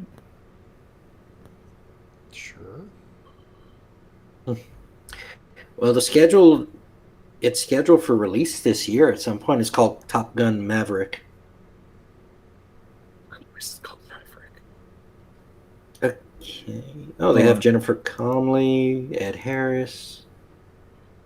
Who else do I recognize? I see what Ed Harris was. I was John like, Ed Harris is Hamm. the bad guy. So, according to the plot, Geostorm? I think it was Geostorm. okay, the description says after more than 30 years of service as one of the Navy's top aviators, Pete Mitchell is where he belongs, pushing the envelope as a courageous test pilot and dodging the advancement in rank that would ground him. So he's basically a deliberate fuck up to not move up. Great. Just what I wanted to hear. Well, yeah, at a certain point, as a pilot, you get promoted out of piloting. Yeah. You think there's still going to be some Kenny Loggins music or no? I think there's only going to be Kenny Loggins music. What are you kidding me? Just the entire soundtrack with Kenny Loggins. And like oddly a whatever they sing in the bar scene. Yeah, but that's what ruined the Matrix for me, was the callback to like all the old nostalgia shit. That's where you're wrong, kiddo. I think that's where Sean was right about Ghostbusters, was that they just hit it, but they didn't push it. They tapped that button and left it alone. If you fucking lay on it, you overdo it, and then it's a turnoff. Have you seen the sequels to Texas Chainsaw Massacre? I haven't seen any Texas Chainsaw Massacres. There's a photo. There's a noise when a old timey photograph is taken in the 1970s with this flash bulb making this loud whiny noise when it pitches, and it's a very iconic noise. And never. Yeah, my mom has one of those old cameras with the little chemical things, and it's a individual flash to each one. Not that old, but yeah.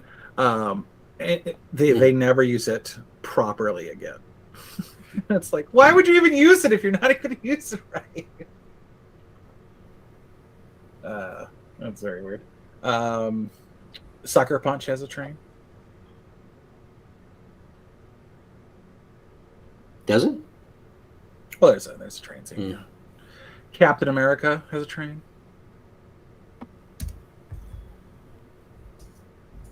All of these have longer train sequences than your fucking Invincible or Indestructible or whatever the fuck that Bruce Willis movie is. Sean, did you see the trailer or no? For which? For Top Gun 2. No, I haven't seen the. Oh, they said June 26th is the release date, according to the trailer. Oh, so they're going for a 4th of July box office. What? That's so unlike Tom Cruise. I know, right? Okay. It's not like he was born on the 4th of July. So now I'm confused because the poster says May 27th and the trailer says June 26th. Well, I'm so confused. Top Gun Maverick release date. May 27th. Oh, John Hamm's in it. Cool. The Batman is March 4th, so the Batman's out. Yeah. Yeah. You going to see that, Sean, or you gonna wait? I'll see it eventually. It's got it from everybody that I've heard talk about it. They're like it's like a 7.5, maybe an 8. Holy shit! This is the year, boys. Avatar 2, December 16th. I hated the first one. I'm just saying, like it's there's been a 2 ongoing since the first one. Like everyone knew it was getting a sequel, and it's just like, But why? what do you mean The it's gonna first take one a was good decade? enough. Leave it alone. Well, the thing is like, yeah, it'll come out in about 10 years. Like, why is it gonna take But a why? decade? Yeah, but why? Yeah, and I was like, what? Oh, Jurassic Park Dominion Yeah, I heard about that. for June. I kind of want to see if it comes off the second one.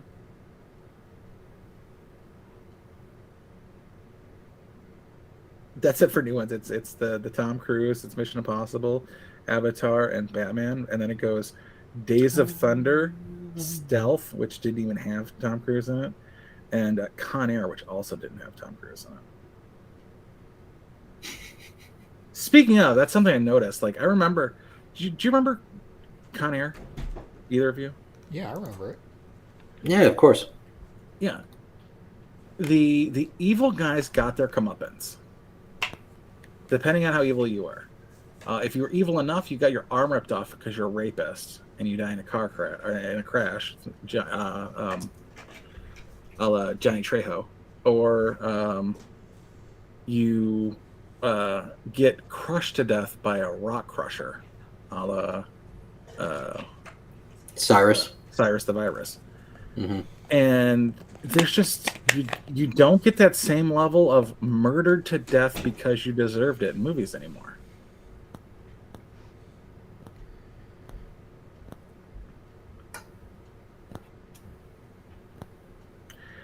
And that's just disappointing.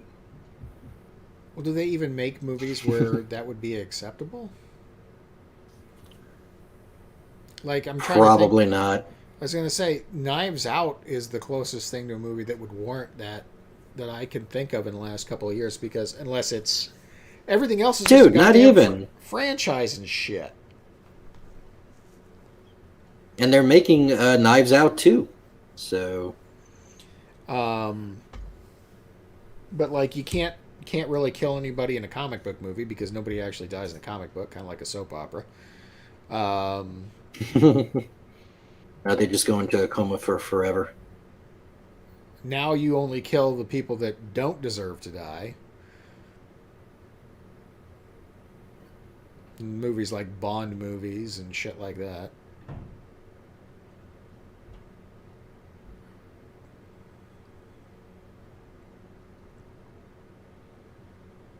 I don't know. We need better entertainment. Yeah. Preach it. And I just don't see that happening for another 10 to 15 years. By design. Those bastards. Well, you want a good example? Go watch any Marvel movie credit scene. You know, the credit roll. Mm-hmm. And be there for 10 to 15 fucking minutes. Then, go watch a movie from the 80s and watch its credits. Why? Because it'll show you just how much scope creep there is in movies. Yeah. Go watch any Ryan Reynolds movie, current one. Watch its credit scene, its credit roll. It's ridiculously long. And then you pick up something from maybe even the early 2000s and watch its credit roll, and it'll be significantly shorter. Well, yeah. Shut up, cat. Yeah.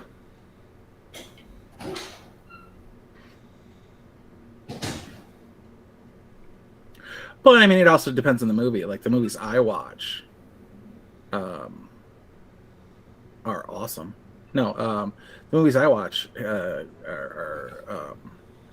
like a Michael J. White movie or a Scott Adkins movie or something like that will only have 6 minutes of trailer or 6 minutes of ending because you didn't need 39 departments of CGI. Correct. That's the problem with most of these, and everything's got to be this blockbuster, and everybody's like, well, if you don't make X amount of money back. So that's the problem. Capitalism has taken. I guarantee Roger Corman's not going to pay 5 minutes of end credits. But I mean, here's the thing: what makes the Lord of the Rings trilogy better than the Hobbit trilogy? It's a trilogy. Yeah, it's supposed to be a trilogy. The Hobbit is literally a half of the size of the first book of the Lord of the Rings trilogy. Mm-hmm. Yeah. Never should have been a trilogy.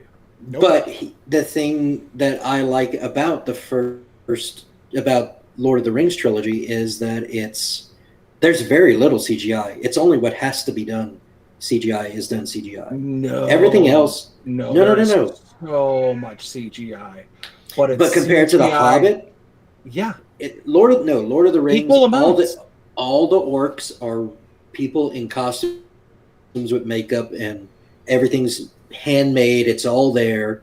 The large army shots, yes, those are CGI. The Balrog was CGI. Gollum was CGI. Understandable. But the things that they could do with practical effects and not CGI, they did it with practical effects. The horses are real. The armor's real. The bad guys are real. Makes it a better movie because it's scarier. Okay, first off, armor's not real. Well, you know what I mean. It's there. But it's not fake. No, you're missing so in the wide shots where you can see all 7 of them walking, the hobbits are dwarves with the faces CGI put on over the faces of the dwarves. There is absolutely as much CGI, but it's CGI done right, which is all the difference. CGI blood splatter will never look if you show me the bad guy from The Hobbit, which is the main orc, versus the bad guy from Lord of the Rings. Hobbit is the dragon Smog. I was but I do understand that he's talking about the goblin from the first one. Right. So if you look at the one versus the other, one looks scarier because it's real. The other one is clearly CGI, and it takes away from the feel of the movie. Okay, you're not wrong. Okay. But all that aside, what's really killing the art of movie making is the capitalism behind it. And this is going to be one of those very rare times you're going to see me go anti-capitalist. And look, you know how? Because Jay, that's what I'm saying. That's capitalism. What's profit? Same difference, because the goal of capitalism is profit. Garrick, it's not the same thing at all. It is not the same thing at all, because true capitalism, would take chances on stuff that isn't guaranteed. No, it wouldn't. Yeah, it does. It absolutely does. It's why you get movies like Birdemic. It's like why you get movies just one-offs out of nowhere. Yeah, I don't know about that. I think that's pretty much that's a tax dodge. No, that's a art thing. It's not a capitalism thing. The whole point of it is to make a system that is consistent, so that way it can be stabilized. That is the goal. Right, which is that's not art. What you want, if it is capitalism, which is what you claimed, if it is capitalism, which is what you just claimed, it's the bad side of capitalism that seeks to monopolize. That's what I'm saying. That's when art takes the back seat, and it becomes a money-making venture. Period. It doesn't matter what trash you put out, as long as it makes money. That's the McDonald's. That's the McDonald's of Hollywood.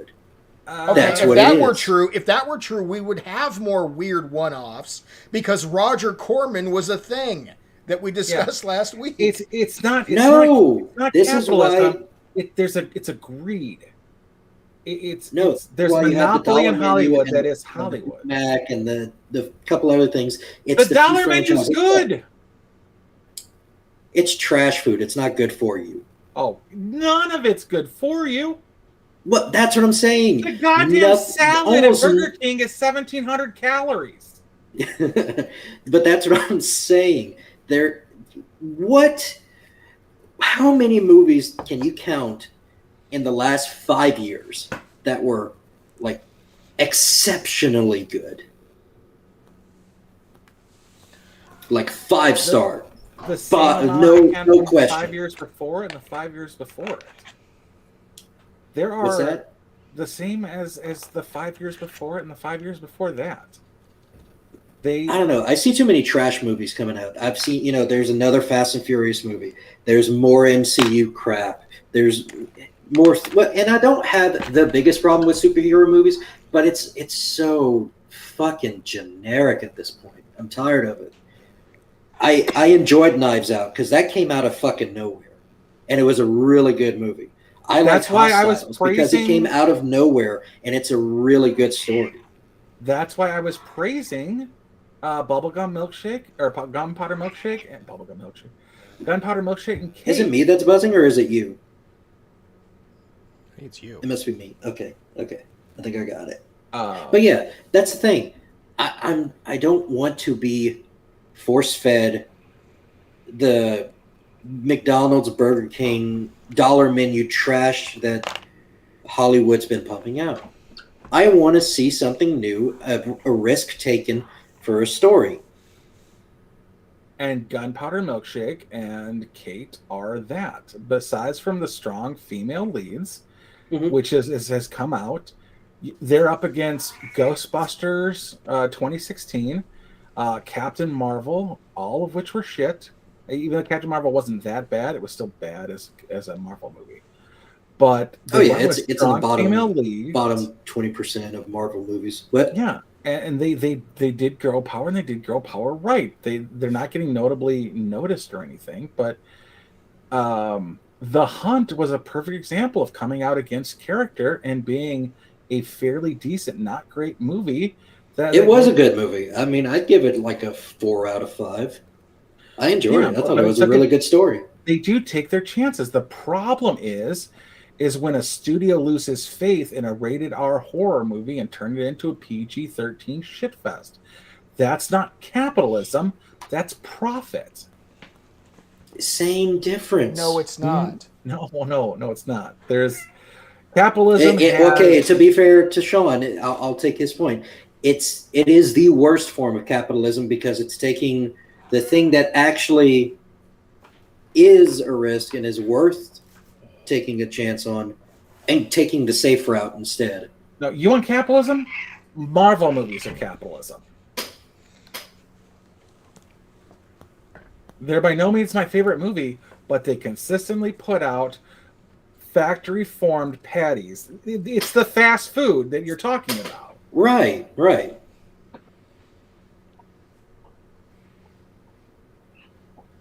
But I don't subscribe to that. I go to the Scott Adkins movies, the Michael J. White movies, the older and I think you Arnold Schwarzenegger was not he was a household name, but he was not a household productions like Globus and Canon Films put out their movies. They weren't the big budget. Like the Weinstein brothers were not making those movies. It's Ben Affleck movies and the Matt Damon movies. Like, we're just different time frames here. Like, Pump Up the Volume, great movie, would not get made today. Nope. Falling Down, great movie, would not get made today because he's an incel white, and there was scores of. Well, no, this is kind of that thing you talked about. What was it? 2 weeks ago, 3 weeks ago, where they have. What is it? Focus groups that they sit down and test the movies on. You shouldn't be doing that. Well, no, if you really want to. Well, I mean, you have to a certain extent. You have to, but but the problem is 90% of the audience is fine with the movie, and they only listen to the 10% that don't, that they have a problem with something. That's the problem. Mm-hmm. And that's how you get, Fast and Furious 9.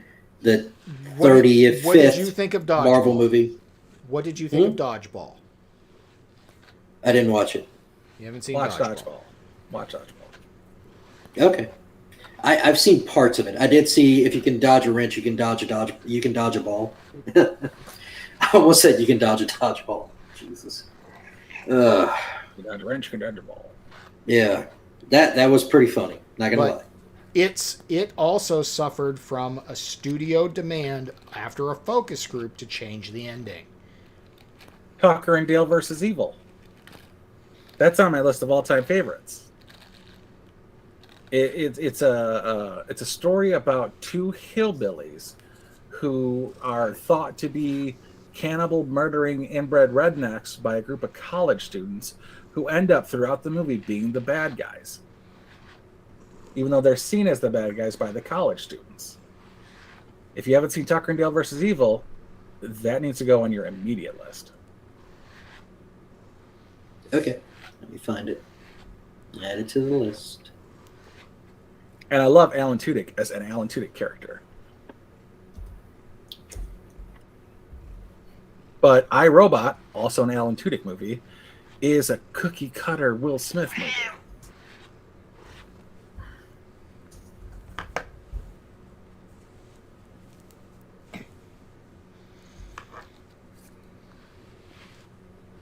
I don't remember that finger having nail polish. Who's the chick? Oh, I think one of the Swan girls. There's like four of them.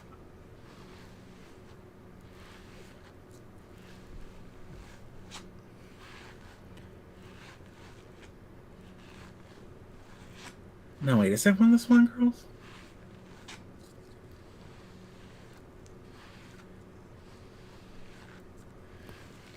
I'm still interested in trying to prognosticate what the next genre of movies is going to be. No, I think that might be Katrina Bowden. I mean, it's not one of the Swan girls. Because in the 80s and early 90s, it was the action flick. Now it's the superhero movie. It kind of has been. Which is still an action flick. Yeah, but in a different way. She was in a movie for. I mean, technically, westerns are action flicks too. If you want to get pedantic about it. I do. That's my fucking thing, bro. That's what he lives for. What are you talking about? That's like, you're in my bailiwick right now saying, oh, I like your bailiwick. And I'm like, it's my fucking bailiwick.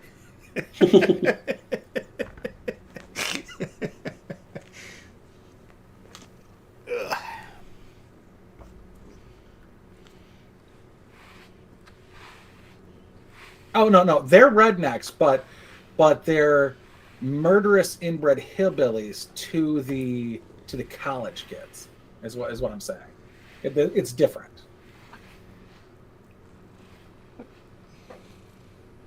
Are those words you can't say, Crow? Did it like not let you put in the words and you had to three it up?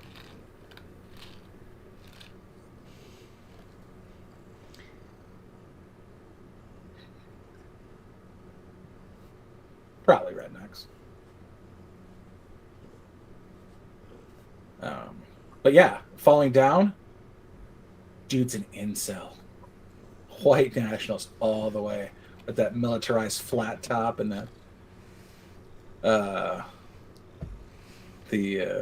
Well, the thing, the reason that's not why it won't be remade today. It won't be made today because everything he says is identifiably true. Yeah, and he even shoots up a McDougal's or whatever the fuck they want to call it. What was it? Was it a McDonald's? I don't remember. It's been a long time McDougal's since is from Coming to America. Coming to America. God, I love John Olmos.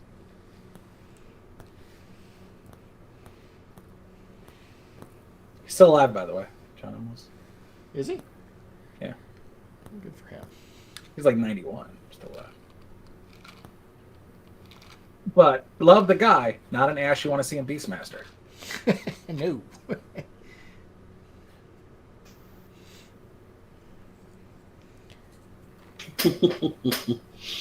murderous redneck torture family.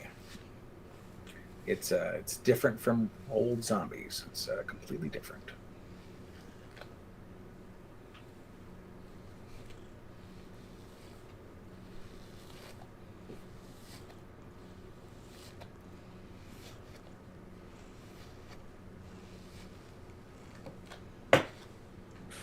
Yeah, but it doesn't matter. Like anybody who's ever seen any variation of the people hunting down the victim, i.e., Hard Target, Surviving the Game, Ring of Fire, any of those movies, should have known the hunt would be the hunt turning it on the hunters and them becoming the hunted. That's literally how that subgenre works. So anybody who started mouthing off about the hunt was an idiot. And the same with Falling Down. Anybody who just sees the one thing is not paying attention to the whole and are doing themselves a disservice. Why don't you roll the catnip over and get the smelly side up on the top so the cat will shut the fuck up? God damn it, Mr. Kitty. But yeah, just anytime there's a white here. That's actually kind of why it surprised me that there were so many white people in a Netflix movie about, especially unknown white people. It was Charlize Theron and just fucking people. It's like this happens in the entire world. There was a black guy that died. There was an Asian chick that got taken, and there was another black girl. And I'm like, as far as the world goes, whites are less than 10% of the global population. To have 3 out of 4 that were white is a problem. 3 out of 4 that were men, But I'm white. I don't need representation. I just need to not have a lot of black issues in my face. And that was on display in Welcome to Sudden Death. There was a lot of but we black. Like, that doesn't fucking matter. No one kills more black people than black people. And I'm not talking about in Detroit, in Los Angeles, in Chicago. I'm talking about fucking globally. Africa kills Africans in African ways. That's all it does. Africa, Africans.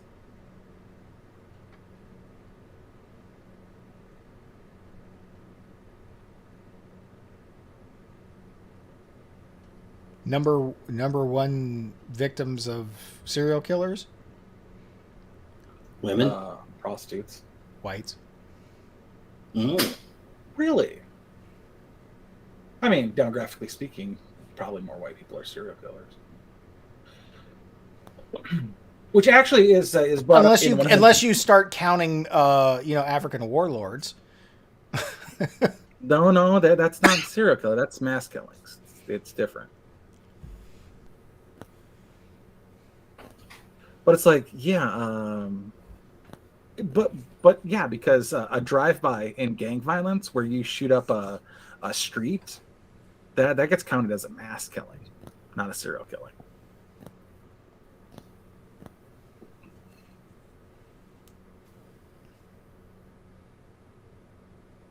I got to talk. My brother, who was a cop, half brother, brother-in-law technically. We're from Detroit. When he told us when we get stopped, we turn off the car, put the keys on the roof of the car, turn the interior light on, and get our stuff ready, and then put our hands on the wheel and wait for them to approach the car. And I often don't get tickets because of that. That was before I got my concealed carry permit, because before I got my concealed carry permit, I answered no questions. I was cordial with the police officer, but I did not answer the Oh, question. I remember the other movie we watched. It was Elizabeth Golden Age. Why are you watching gay movies with gayness? Because wife. There are good chick movies. You should watch those. I'm so sorry. Huh? I'm so sorry. I'll Yeah. forgive you this time, but you're not. Yes. They said, I'll forgive you this time, but we're going to have to step it up. I mean, I like Notting Hill, and that is 100% not a dude movie. Yep. Mm. I like The Holiday, also not a dude movie. Yeah, Love Actually is not that bad, but it's fairly bad. I movie I down. grew up watching The First Wives Club. Definitely not a guy movie, but still Decent worth movie. a watch. Yes, decent movie. I mean, my parents wanted boys, so there's that. So, sorry, yours wanted girls. I know. It only took 3 tries. Speaking of my girl, my girl too. He doesn't have his glasses.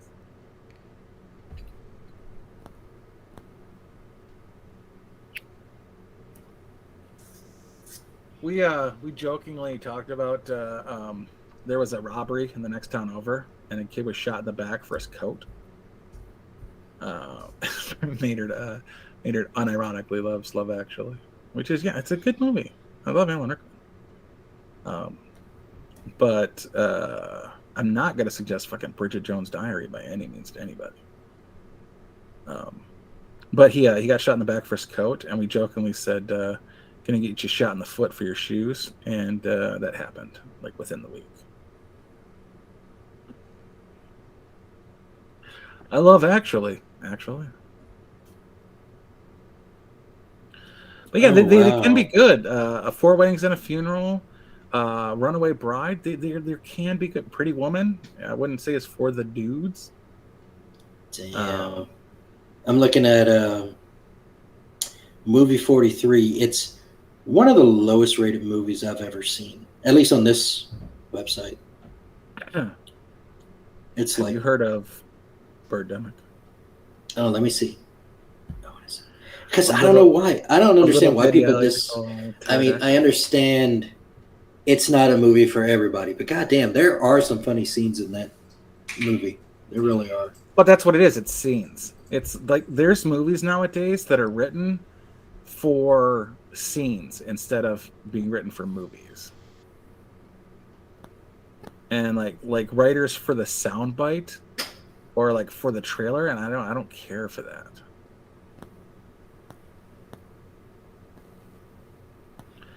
And Did you see all 3 Birdemics or no? What?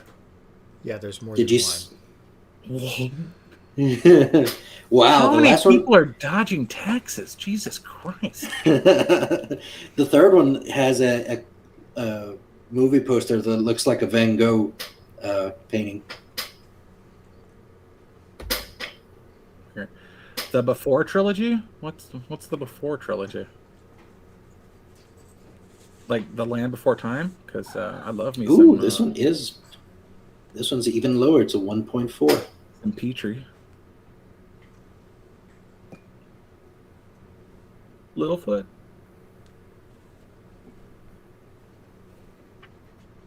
Sarah.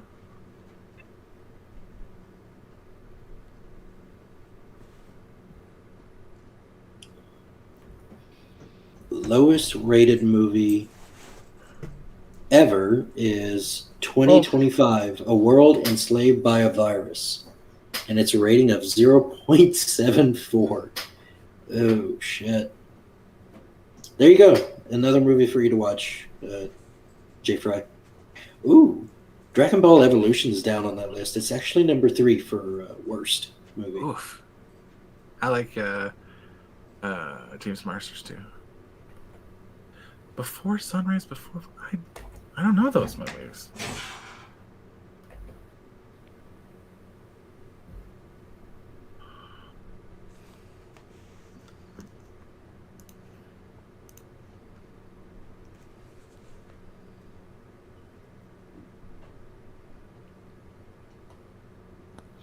I agree, Maynard. There was only one Land Before Time movie. The rest are shit and don't exist. Oh, it's an Ethan Hawke movie. That's why I haven't seen Before Sunrise. Not an Ethan Hawke movie. Not Ethan Hawke fan. Before Sunset is also an Ethan Hawke. Yeah, explains why I haven't seen it. Ethan Hawke movies. There was only one that matters. It's the first one. Period. I loved Uh-huh.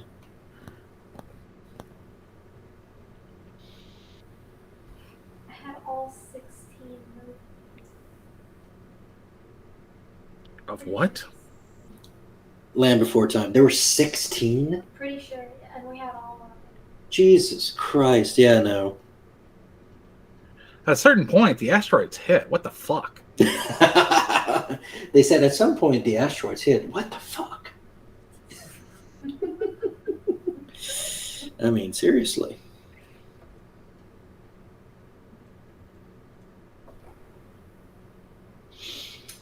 What else I think did we have? Littlefoot's parents dying was like my first real experience with tragedy. Bambi's mom dying, but it didn't hit as hard as Littlefoot's parents dying. Yeah. Well, that wasn't even his parents. That was his grandparents. That's the really fucked up part. Wait, what? What are you talking about? Littlefoot? Wait. No, his mother died and his grandparents took him in, Garrett. That's true. Thank you I for know clarifying. my shit about Land Before Time. Holy shit, that was authority in her voice. There was not a shadow of a doubt anywhere in that. She brought the Okay. full I know my shit to bear. And She did. She does that quite a bit, to be fair. she fucking knew it and was going to murder you over it. Hmm? What do I do? What do you mean? What do I do? What do I do? And on that note, I'll tell you later. Oh, yeah. Okay. Yeah, we're going to go now. Hang on. Hold up. Do y'all want to know the 10 worst movies according to this list? I don't care. I gotta give myself 5. I've seen 5. Go ahead. Let's hear 10. Well, the first one I say was 2025, A World Enslaved by a Virus. No. Saving Christmas in 2014. What?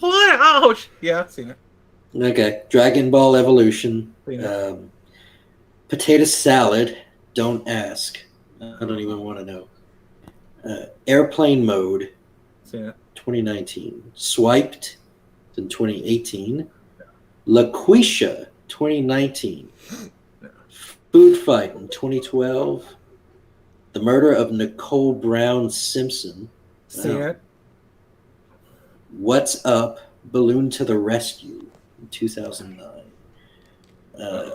Not Cool, 2014. Seen it. Daniel the Wizard, 2004. Done. Seen it. How many Alright, of those I got did you see? I got 5. Yeah, 5 out of 10. By the way, Not Cool, starring Shane Dawson. Is it really? Yeah. Okay. Good night, everybody. Oh, no shit. Yeah, let's get out of here so Garrett can apologize and explain how we went to that. No, I'm gonna have to play that little segment for her. Oh, there you go. That'll be safest. Swear to God, they were not shitting on you at all. Not even close. Not this time, anyway. Yeah, not this time. G-Fred calls you the hostage, but it's completely different. It says it there. All right, good night, everybody. Good night, Press- everybody. Press the button. Hang on. Press